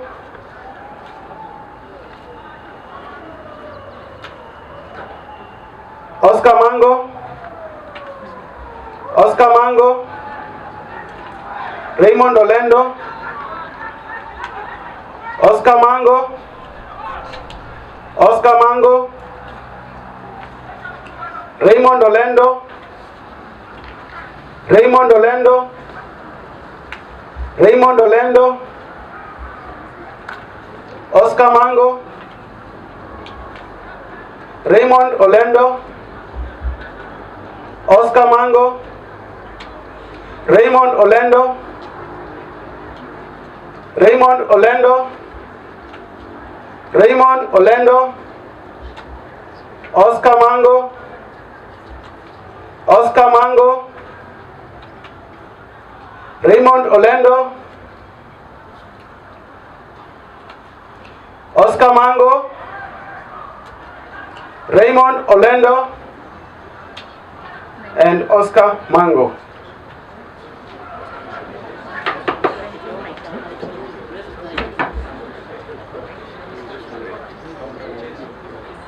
Okay, we are counting now.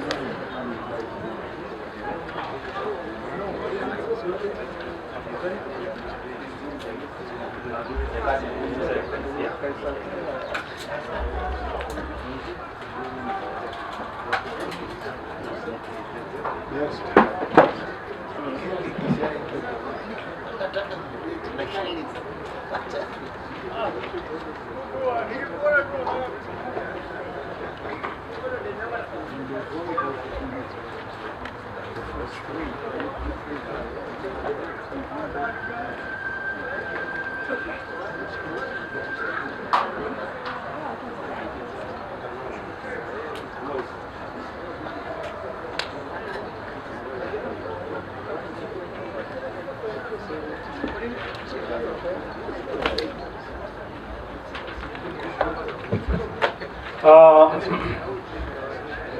are done with the counting and tallying for the Honorable Secretary. And the number of votes cast in favor of each candidate as follows: Oscar Mango 17, Raymond Orlando 18. That was hotly contested, difference of 1 vote. So the Honorable Secretary-elect is Raymond Orlando. Thank you. After we are done, you also come sign your acceptance and collect your certificate. Thank you.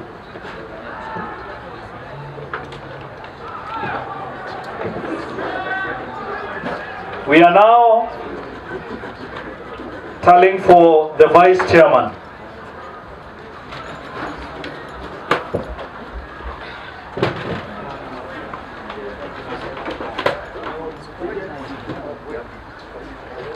Where are the agents for the Vice Chairman? Dennis Ombui Latemo and Moses Ndale. Okay.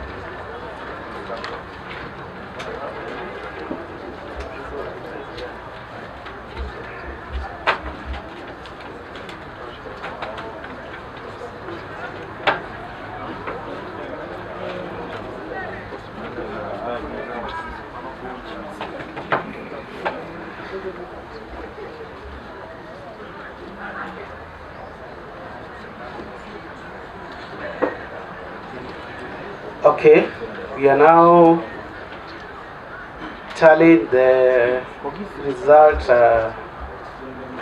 for Vice Chairman. It had 2 candidates.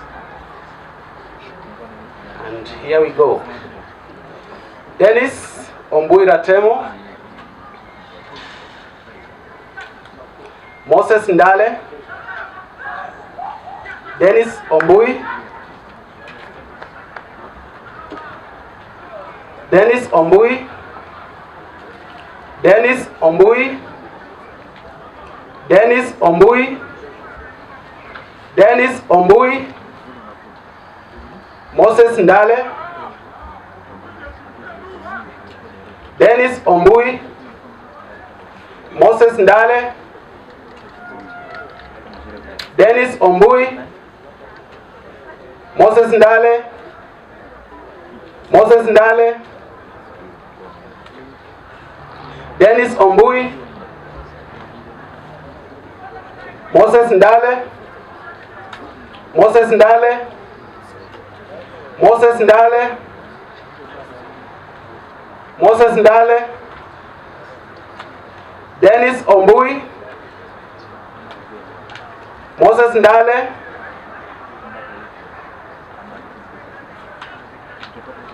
Moses Ndale,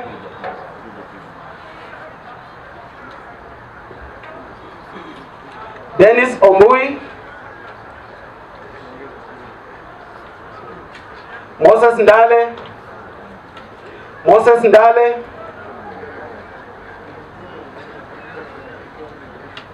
Moses Ndale, Moses Ndale, Dennis Ombui, Dennis Ombui, Dennis Ombui, Moses Ndale, Dennis Ombui, Moses Ndale,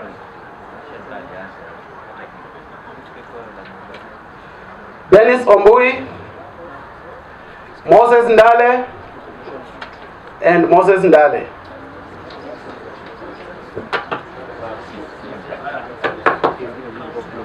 We count. We are counting for Dennis Ombui Ratemo. 1, 2, 3, 4, 5, 6, 7, 8, 9, 10, 11, 12, 13, 14, 15, 16.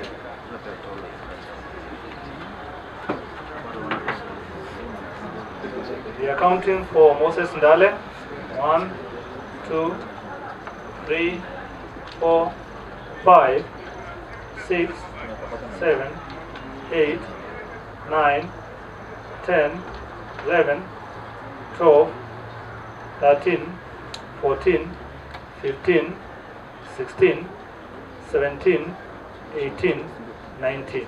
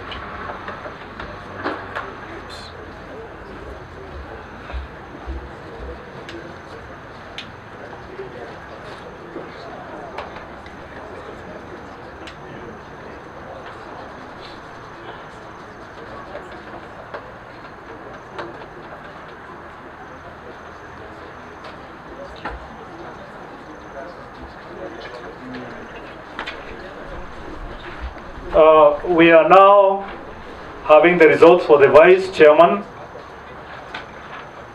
and the number of votes cast in favor of each candidate is as follows: Dennis Ombui Ratemo 16, Moses Ndale 19. So the vice chairman elect is Moses Ndale. So Moses, once you have done, you come, you sign acceptance and collect your certificate.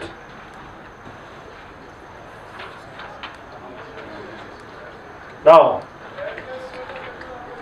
the other election was for the treasurer. It was only one person, or rather, the treasurer was unopposed. And the treasurer is Joshua Aroni Makia. Thank you.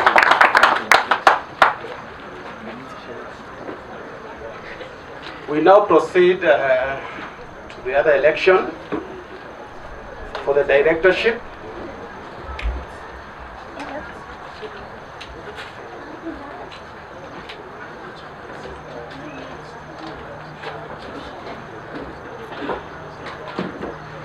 Ladies and gentlemen, the list will be read out by IEBC, and if anybody has a problem, rather than raise it on the floor, I would request you come here, and if we find that there is a problem, we shall correct it. Thank you.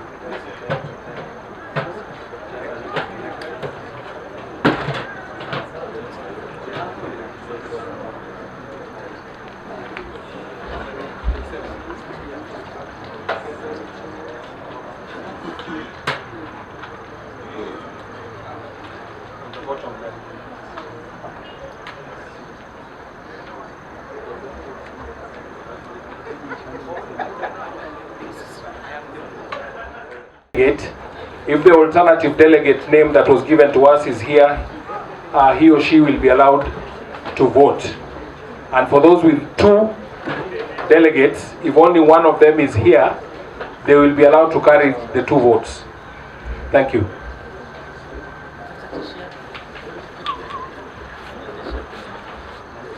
Okay, I will call out the names and the clubs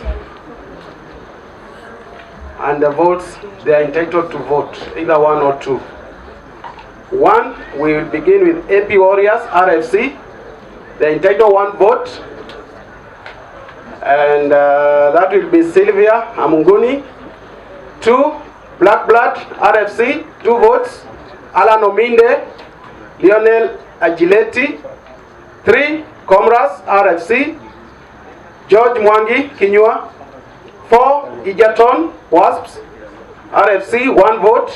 Joshua Mutugi, Eldoret, RFC, 1 vote. Edwin Atembi.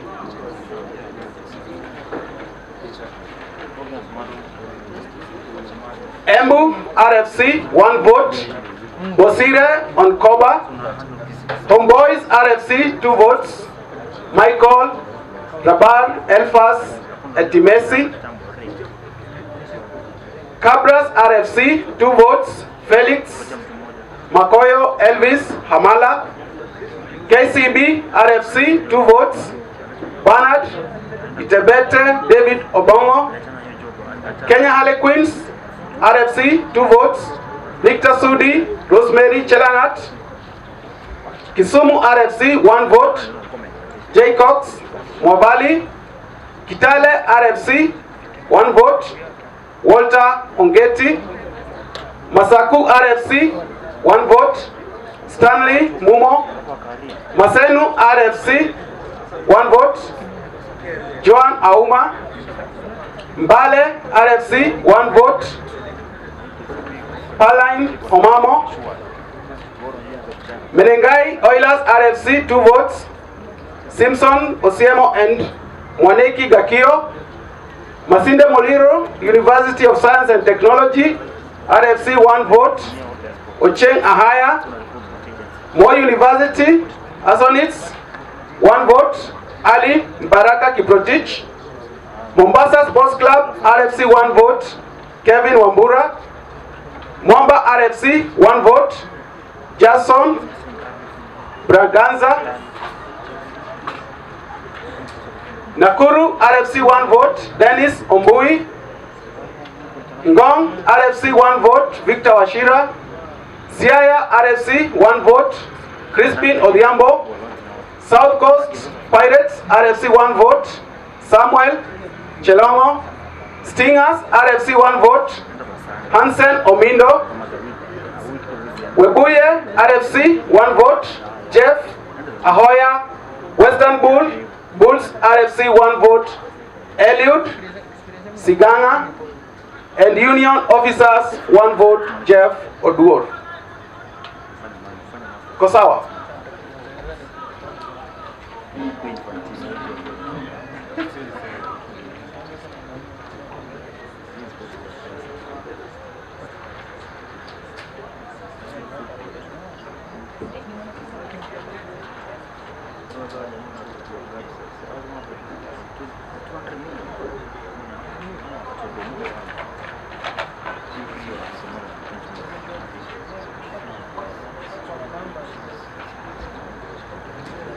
These are the candidates.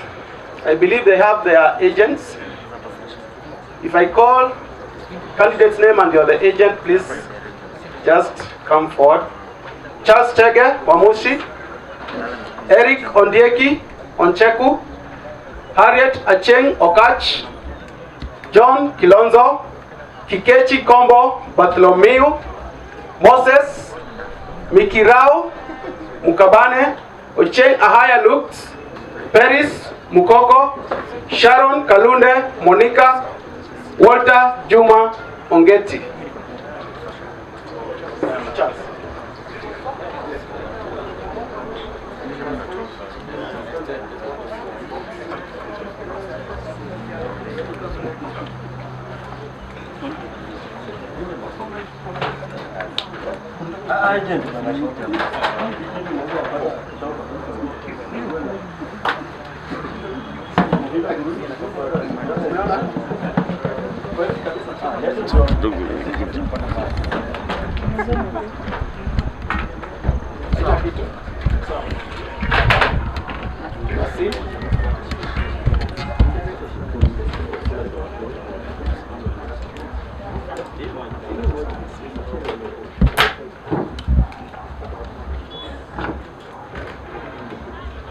Now you can be noting the seals, IBC 1358318.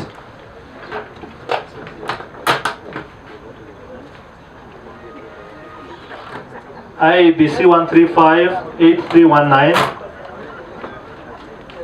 IBC 1358320. And the fourth one, IBC 1358321.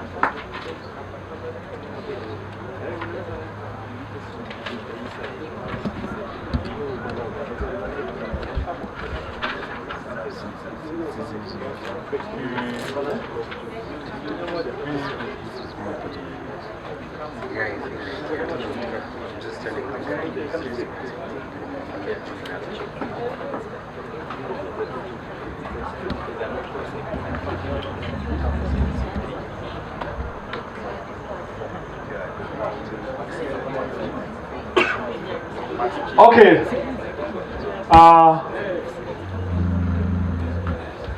We are voting for 4 directors. So once you are given this one, you mark maximum of 4. You can decide to mark less, but once you mark 5, whom do we select and leave the other? That will be a rejected vote. So please, you either select maximum of 4, okay? You can select 1, 2, or 3, but not 5. Maximum of 4. Thank you. Natufanya haraka juu hii ni moja tu unapewa. You mark for your directors, 4 of them, tuendelee.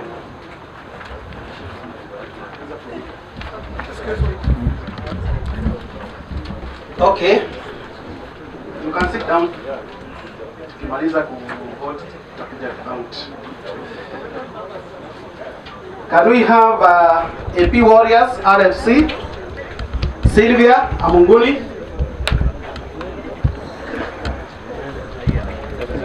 We take shortest time possible, Sylvia. Waita wakiwa watatu, please. Followed by Black Blood RFC Alan Ominde, Lionel Agiletti.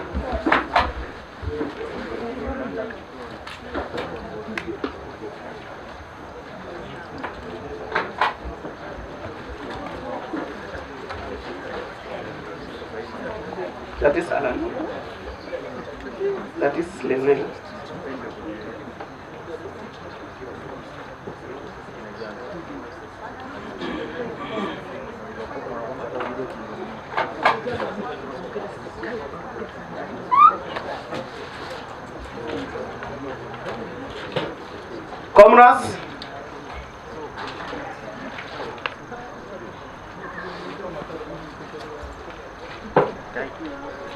Comrades, we have George Mwangi Kinywa.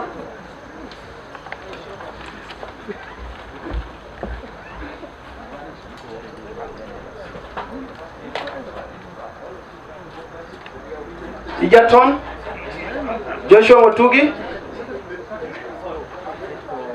Eldoret Edwin Atembi.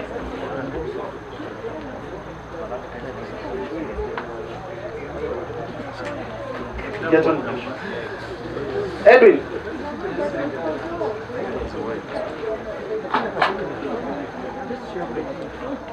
Eldoret.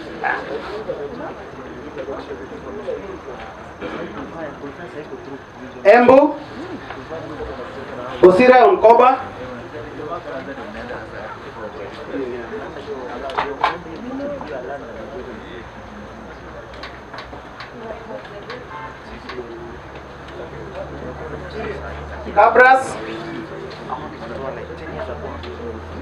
Cabras Felix Makoyo and Elvis Hamala. Cabras.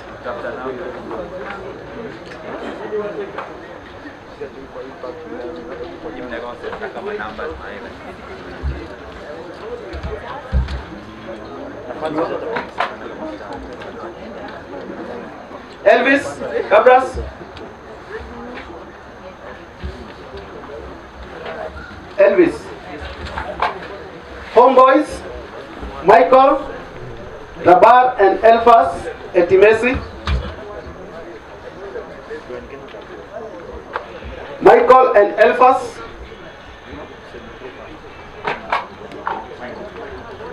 Elfas.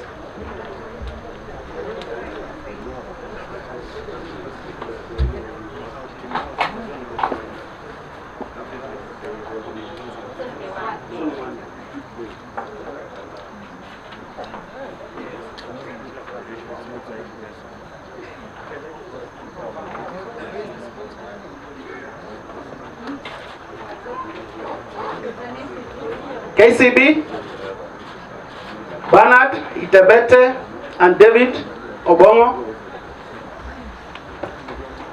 Bernard.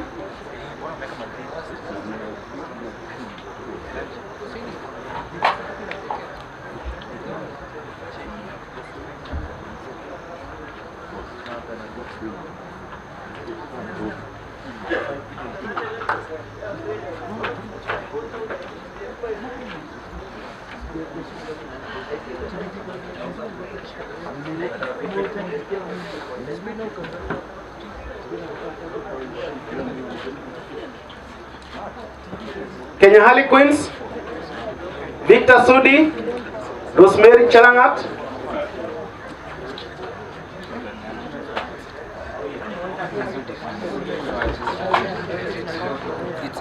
Victor and Rosemary.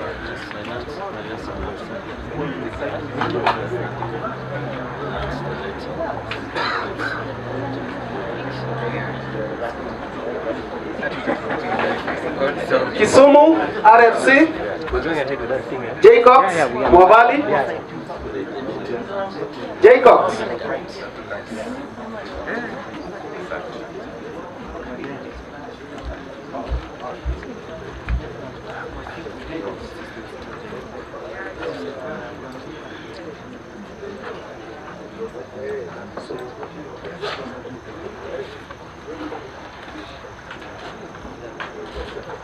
Kitale RFC, Walter Mongeti.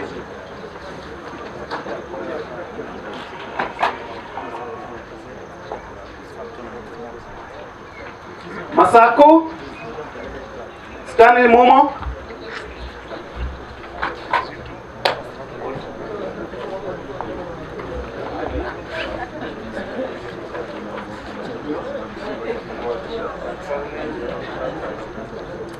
That is Masaku.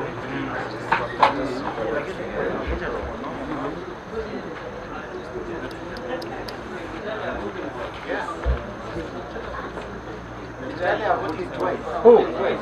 So, Walter is also voting on the side. The two.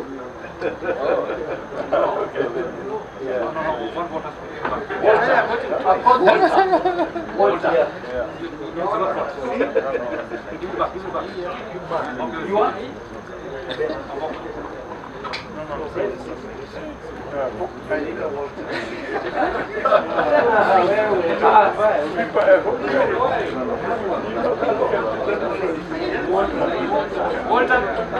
Yes.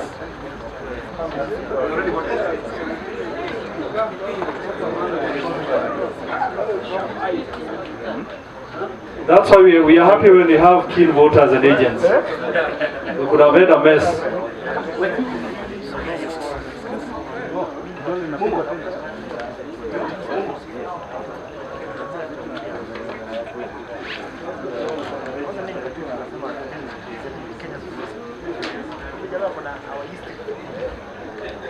Maseno, RFC, Stanley. Vote.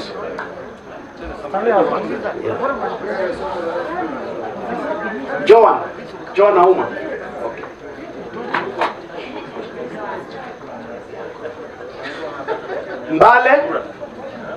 Mbale RFC. Pauline Omamo. Pauline.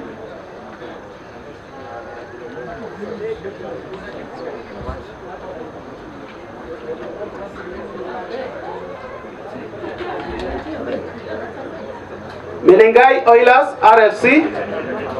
Simpson Osiemo. Simpson Osiemo.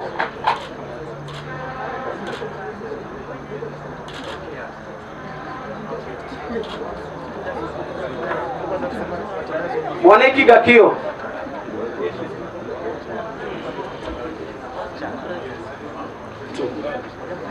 Simpson and Mwaneki.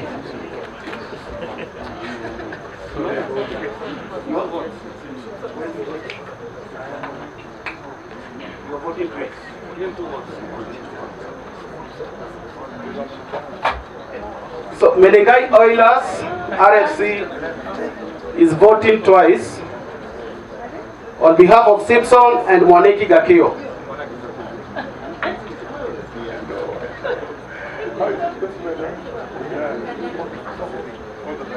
Masinde Muliro University, Dr. Ucheng Ahaya.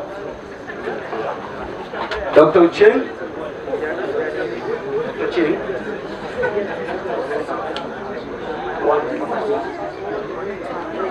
Moi University, Asonitz. Ali Baraka. Ali.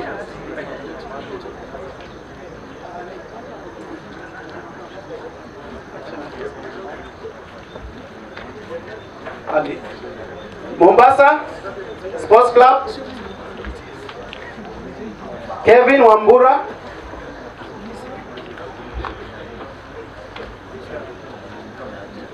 Kevin Wambura.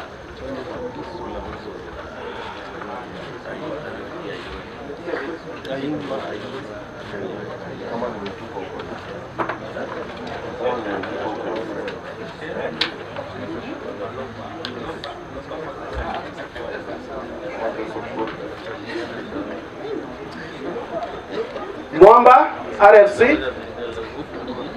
You have Jason Brangaza.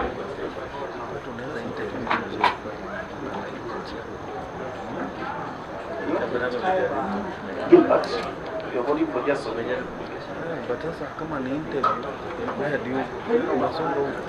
Nakuru RFC. Dennis Ombui.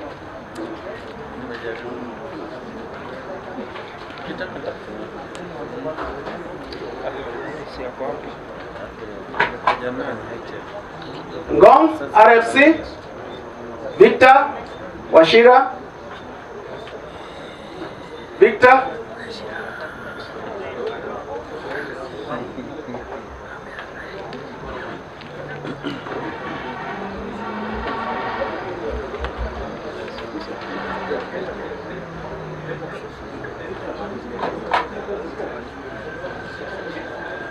Siaya RFC.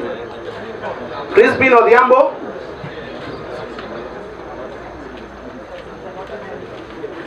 South Coast Pirates RFC.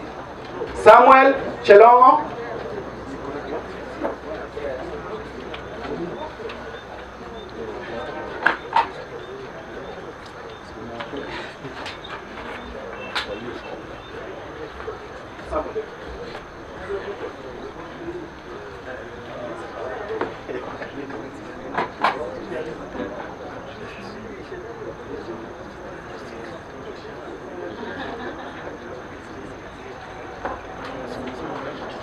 Stingers RFC. Hansen Omindo.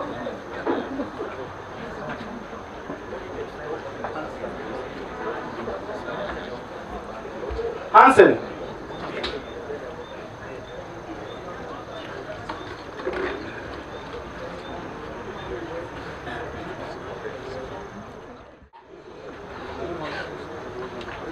Webuye, RFC, Jeff Ahoya. Jeff Ahoya. Western Bulls, RFC, Eliud Singanga. Singanga.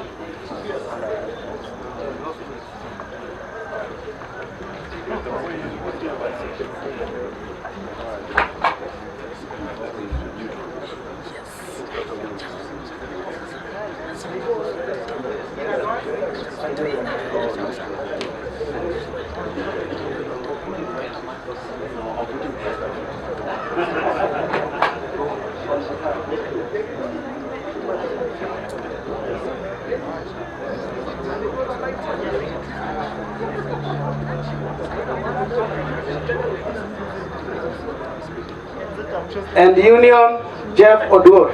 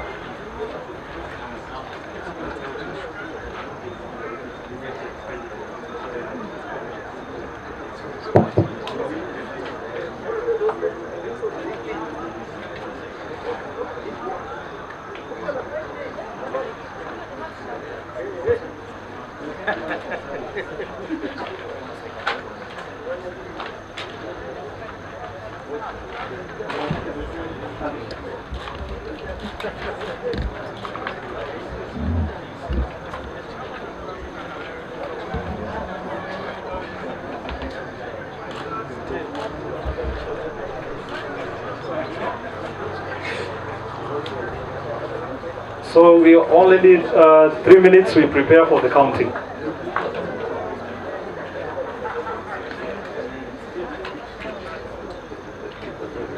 We are sealing the aperture, directorship,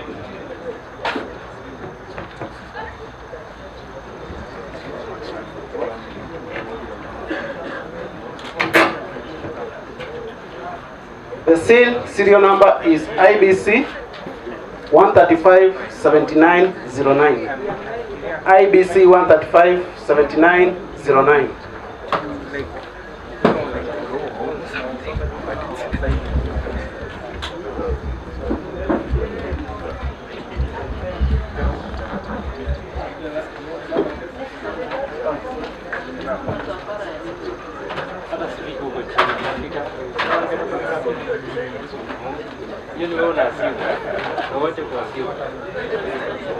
Agents,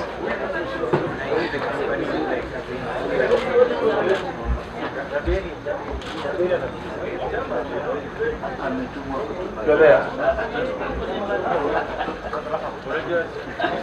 Unajua wewe vile mko hapa nyinyi kuwapata ni kama kupata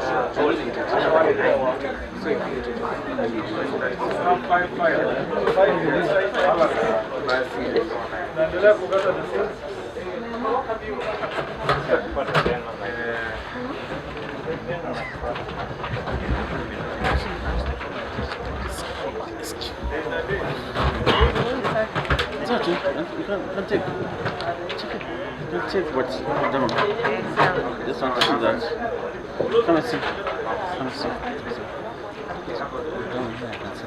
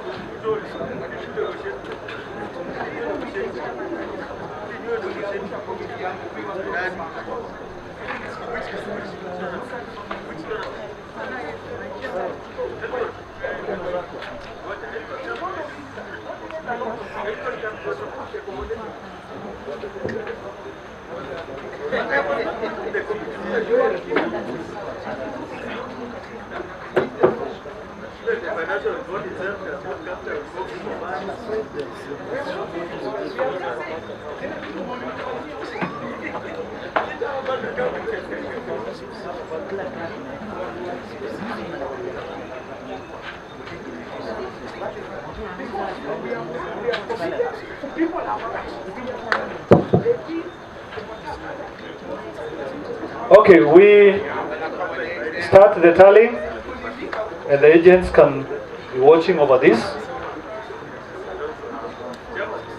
Moses Mukira Mukabane 1, Ochieng Ahaya Lux 1,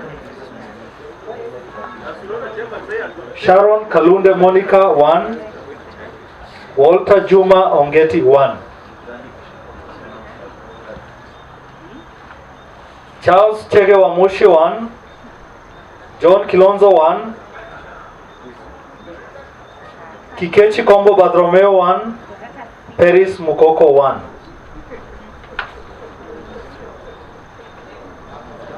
Harriet Achieng Okach 1,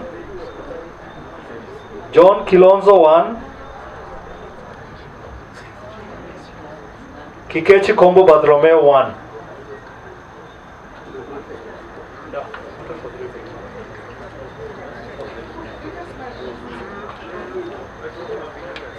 Harriet Achieng Okach 1, John Kilonzo 1, Kikechi Kombo Bartholomeo 1, Moses Mikirao Mukabane 1. Moses Mikirao Mukabane 1, Ochieng Ahaya Lux 1, Peris Mukoko 1, Walter Juma Ongeti 1. Harriet Achieng Okach 1, Moses Mikirao Mukabane 1, Ochieng Ahaya Lux 1, Peris Mukoko 1.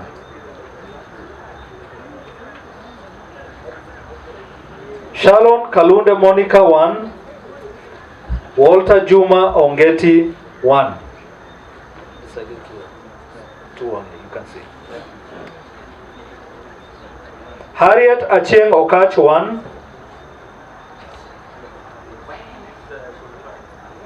Moses Mikirao Mukabane 1, Ochieng Ahaya Lux 1, Peris Mukoko 1. Harriet Achieng Okach 1, Moses Mikirao Mukabane 1, Ochieng Ahaya Lux 1, Sharon Kalunde Monica 1. John Kilonzo 1,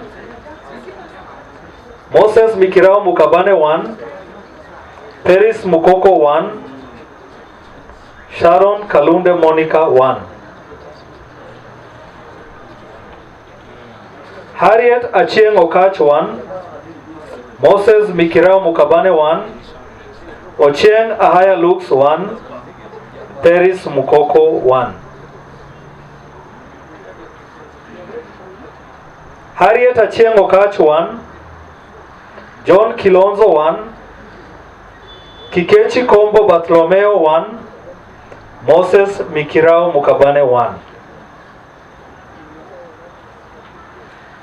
Harriet Achieng Okach 1, Moses Mikirao Mukabane 1, Ochieng Ahaya Lux 1, Peris Mukoko 1. John Kilonzo 1, Kikechi Kombo Bartolomeo 1, Ochieng Ahaya Lux 1, Sharon Kalunde Monica 1. Harriet Achieng Okach 1, John Kilonzo 1, Kikechi Kombo Bartolomeo 1. Harriet Achieng Okach 1, Kikechi Kombo Bartolomeo 1, Peris Mukoko 1, Sharon Kalunde Monica 1. Eric Ondieki Oncheku 1, Harriet Achieng Okach 1, Kikechi Kombo Bartolomeo 1, Shalom Kalunde Monica 1. Harriet Achieng Okach 1, John Kilonzo 1, Kikechi Kombo Bartolomeo 1.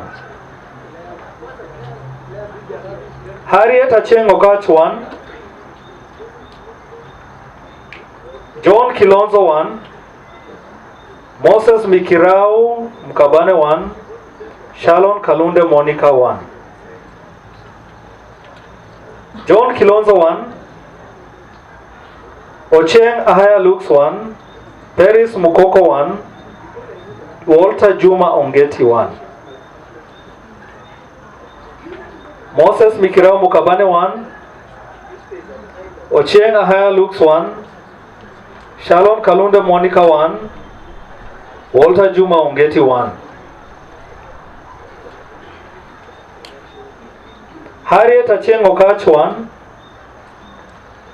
Moses Mikirao Mukabane 1, Ochieng Ahaya Lux 1, Peris Mukoko 1.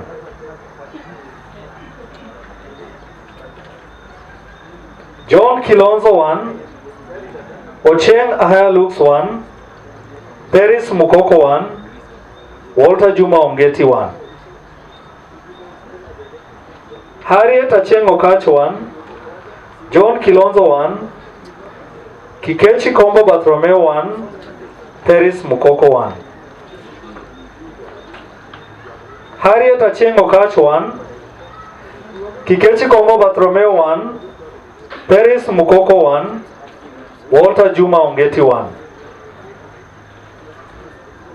Harriet Achieng Okach 1, Moses Mikirao Mukabane 1, Ochieng Ahaya Lux 1, Peris Mukoko 1. Harriet Achieng Okach 1, Moses Mikirao Mukabane 1, Ochieng Ahaya Lux 1, Sharon Kalunde Monica 1. Harriet Achieng Okach 1, John Kilonzo 1, Moses Mikirao Mukabane 1, Ochieng Ahaya Lux 1. Charles Chege Wamushi 1, John Kilonzo 1, Moses Mikirao Mukabane 1, Peris Mukoko 1.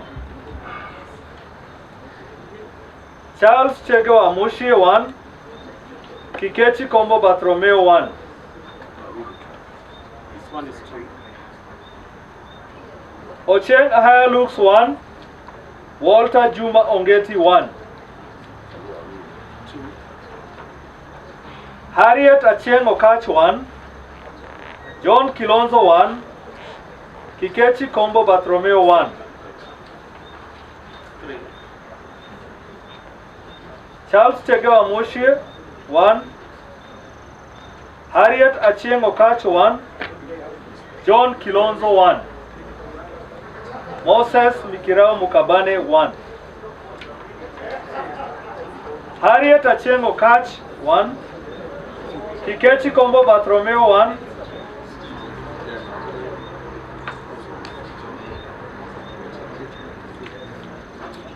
Ochieng Ahaya Lux 1.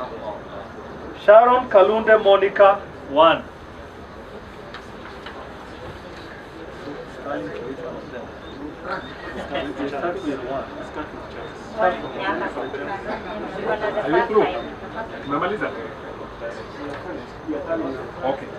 Okay, we now embark on the tallying. We start with the first candidate, who is Charles Chege Wamushi. Agents, and you'll be keen on this. 1, 2, 3, 4. 4 votes. Charles Chege Wamushi, 4 votes. The second candidate is Eric Ondieki Oncheku, 1 vote.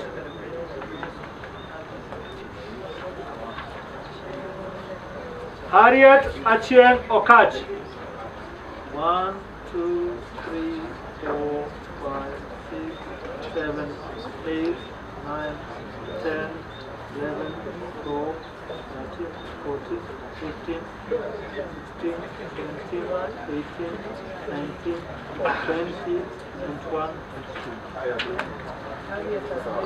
Harriet Achieng Okach, 22 votes.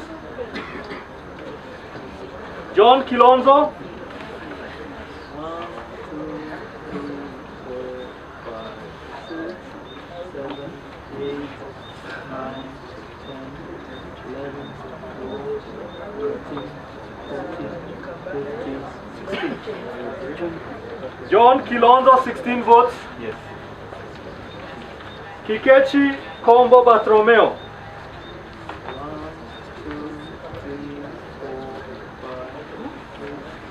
7, 8, 9, 10, 11, 12, 13, 14. 14 correct. Kikechi Kombo Bartholomeo, 14 votes.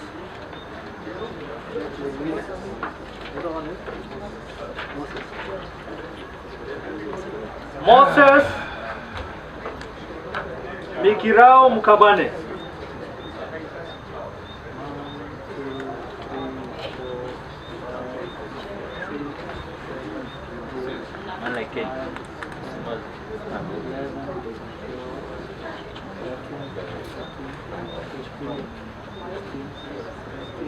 18 correct. 18 votes. Ochieng Ahaya Lux, How many for Moses? 18.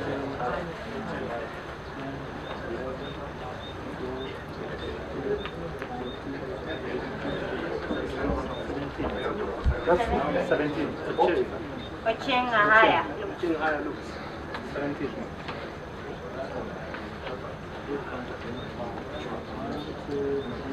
Anyone else? Ochieng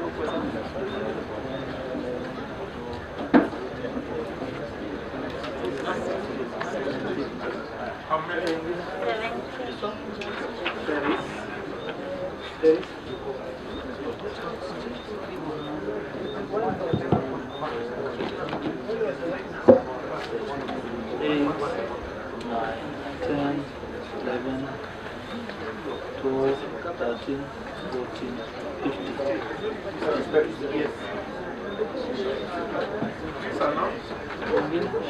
Please announce. We'll announce. Okay, we are now counting for Sharon Kalunde Monica. 1, 2, 3, 4, 5, 6, 7, 8, 9, 10, 11. 11. The last one, Walter. Walter Juma.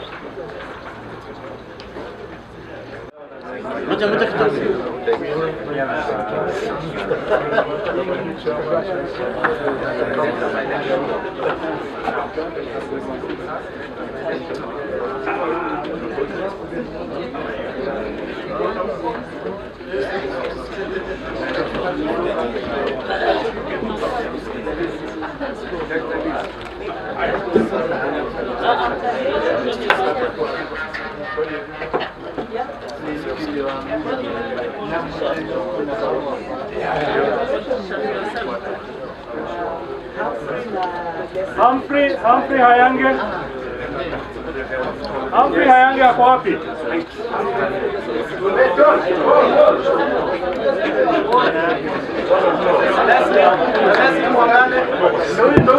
Humphrey Hayange. Aleta ID yake.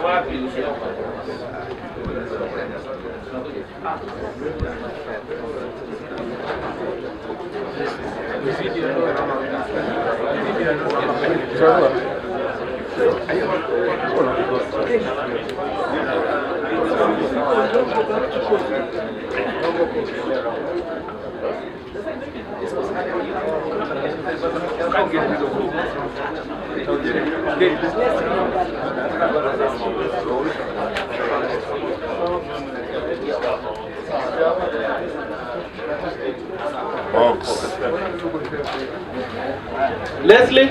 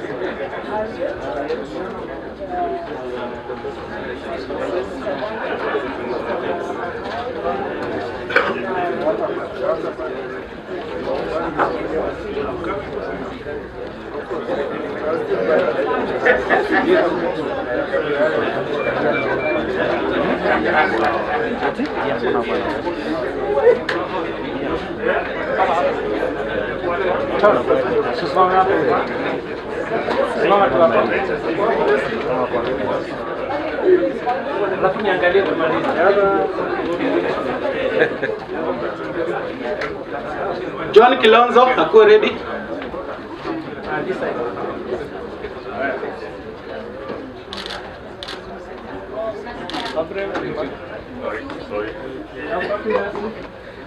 Kilonzo amekaribia.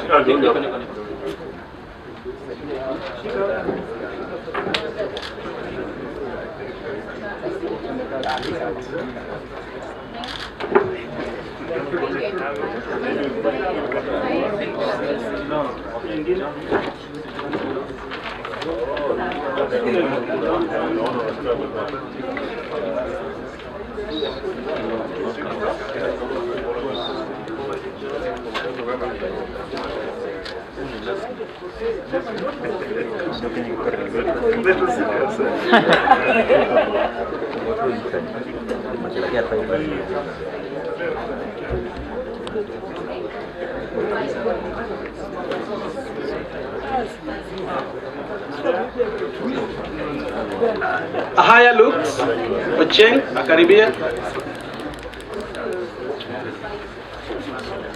Oh. Oh, pole pole. Haya. Haya.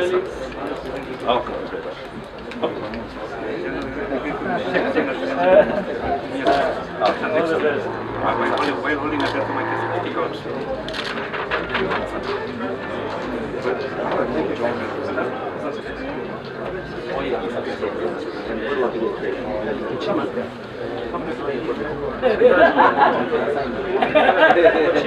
You cannot find me.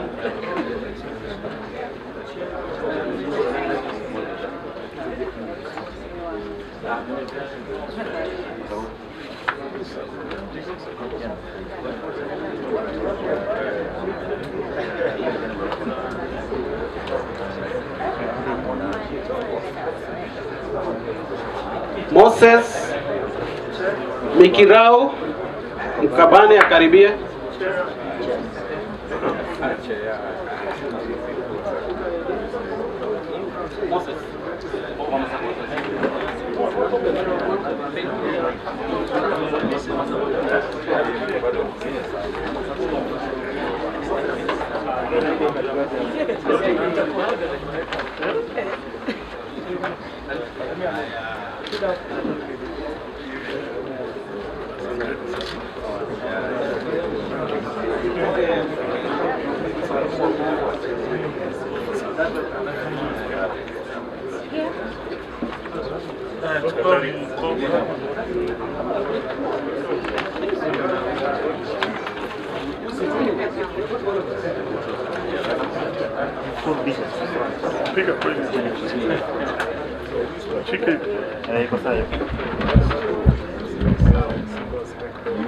Kidogo tu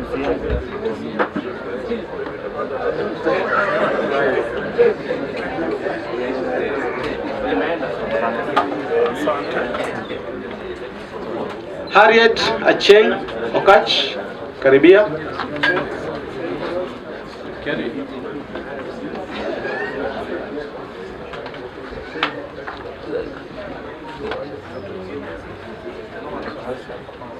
Harriet.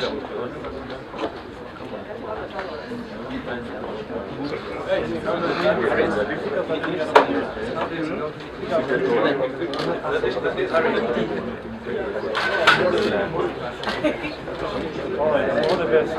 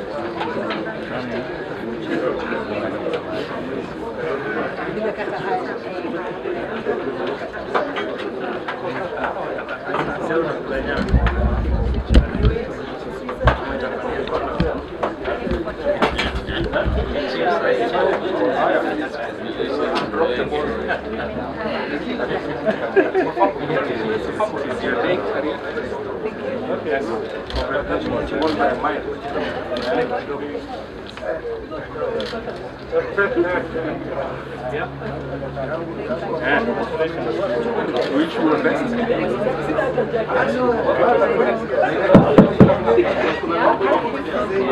Now as IEBC, now we are done with the process, we take it back to the election board chair. And thank you so much for your cooperation. I believe we have done our best. You're welcome. And from the look of things, it's moving forward. Sawa sawa. I wish the new team all the best. We are fans of the game, and our players sometime back, but mambo ya IEBC katufanya tu tuwe sasa hatuchezi sana, but we are still your people, and I wish the new team all the best. You take the game to greater heights. We are watching because Kenya is a powerhouse in terms of this game. Thank you so much. And thank you very much.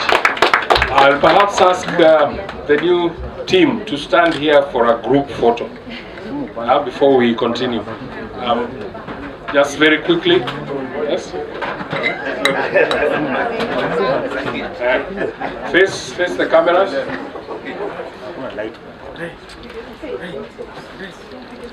The new team please. Na wengine msidandie.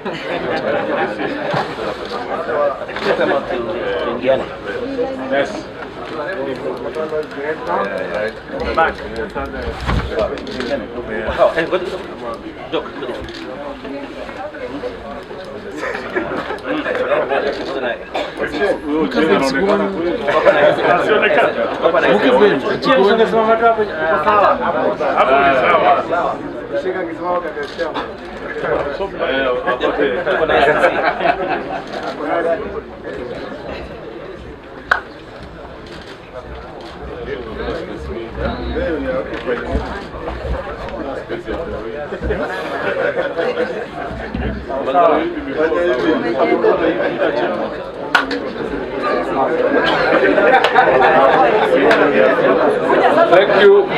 Thank you all. Yeah, perhaps I will allow the chair to just greet the Nini before the existing chair. Was that okay? Oh, nearly forgot it was me. Well, thank you very much for this opportunity. This has shown, where we can actually go in. We have to work in solidarity together. This board looks very capable, and I'm very sure we shall not disappoint the rugby people out there and general population of Kenya, because, as I said, rugby, Kenya is a powerhouse, and I can see this gentleman and lady in the board will work very hard to get the game back where it should be. We have gone through a lot of issues, and I'd like to thank the outgoing board, Madam Chairman. Thank you very much. Thank you. In terms of they're facing a lot of adversity during COVID times and everything, but they've steered the ship. We've had a bit of issues, but what we can say is it's a new dawn, and I would be very proud, and I'm actually very proud to take up this position, and I'm sure everybody here who's put their foot to the plate will do the same, and onwards, upwards, that's where we're going to go. Thank you very much for this opportunity, and we shall not disappoint. And IBC, that was a very fantastic job, by the way. I was actually quite impressed.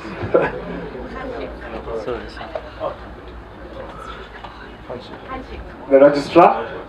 You and the former chairman. We'd also like to thank the Ministry of Sport and all the officials who have come and have ensured that we are compliant, and we shall make sure that everybody is compliant. We have to be compliant with the law. So thank you for keeping us on toes. Sometimes we have to be Nyorashwat, but now we are here. We're going to work for this game. Thank you very much. Okay, thank you. Delegates, we still have some matters on the agenda, so please take your seats so that we can wind up the meeting. I really want to hand over the office soon, but well done, Sash. Immediate former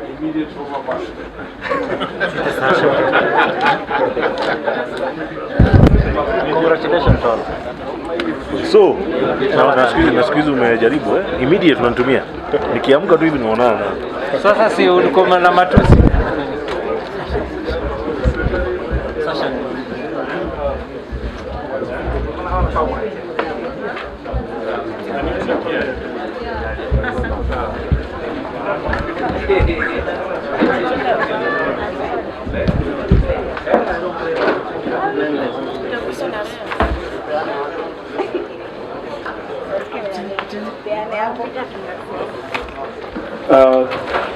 Thank you very much to our electoral panel led by Mr. Chabeda.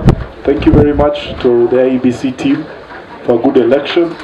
On behalf of the board, I wish to congratulate our successors in office.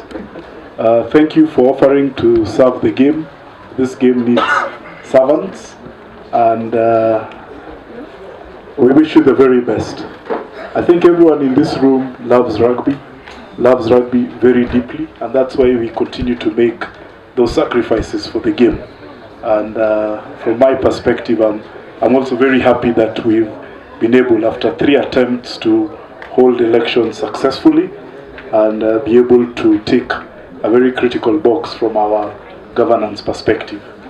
Now, when I go back to the agenda of the meeting, the next agenda item was number 12, notice of motion by members given to the secretary, if any. I've confirmed with the honorary secretary that there was no notice received. Item number 13, any other business for which due notice has been given. Again, the honorary secretary has confirmed there is no other AOB matter to be discussed. I just want to make some comments about the affiliation of Meru RFC and Vihiga Granites. And I think at the start of the meeting, we said we must comply strictly with the laws and regulations and the KRU Constitution. It's very important that we do so, and we've gone through a very difficult time, in part because of lack of full compliance with some of the provisions of the Constitution. I'm well aware that we deliberated on these affiliations in the last AGM, which aborted, and it was our intention to bring them back, but with everything that has been happening, I think we've been totally focused, and I think we've been working flat out to try and ensure we have this particular meeting. As a result, we've not been able to go through all the processes and procedures for us to correctly affiliate Meru RFC and Vihiga RFC in terms of the provisions of KRU Constitution Chapter 8. So we'll defer this matter to the new board to look at and be able to do affiliation in accordance with the KRU Constitution. So I just want to apologize to both Meru and Vihiga Granites. I fully understand you want to be an affiliate, but nothing stops your strong supporters, if there's real urgency to do so, to literally request an SGM to consider that affiliation. But I think I don't want us to go back to where we are breaking the law so that we can make people happy or satisfied. I think then with those comments, I just want to say a big thank you. Sorry, I'm not taking questions at the moment. I just want to say a big thank you to the entire rugby fraternity for giving me the opportunity to be your chairman and your secretary. I won't speak much. I did put out a statement which I'll again reissue because I'd issued it on Friday last week. But I'm so very grateful for this very unique honor and privilege. It's been grueling, but also it's been exciting, and you people will judge whether we did a good job or not. That's really up to you, but we wore our heart on our sleeve and we tried to do the best for the game. At times we fall short, but you live with that. But I take responsibility for all the good things and all the things that are not so good. And personally, I was delighted to see quite a number of my colleagues who we served with in the board previously being re-elected, because that then means that the affiliates were happy with the work that we did. So I'm so thankful. I may not be in the board, but I'll still very much be in the game, and so we'll still be meeting on the stands, supporting whether it's Shujaa, Chipu, or any of the other national teams, but also still following club rugby very deeply. But I'm so very grateful for that honor. Thank you very much. And I think with those comments, I want to adjourn the meeting. Thank you very, very much for making time today, and congratulations to Sasha Mutai. You are now officially the chairman of the Kenya Rugby Union. Thank you very much.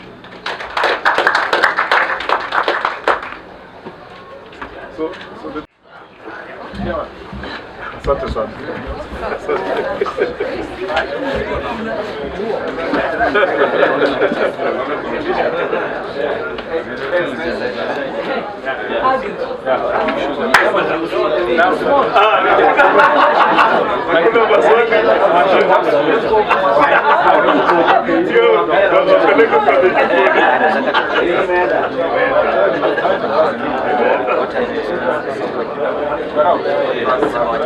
Okay, thanks very much. Thanks very much.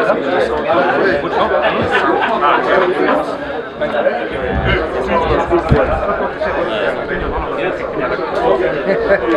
I know rugby actually for the last 20 years. You can do an interview. Just give us a message.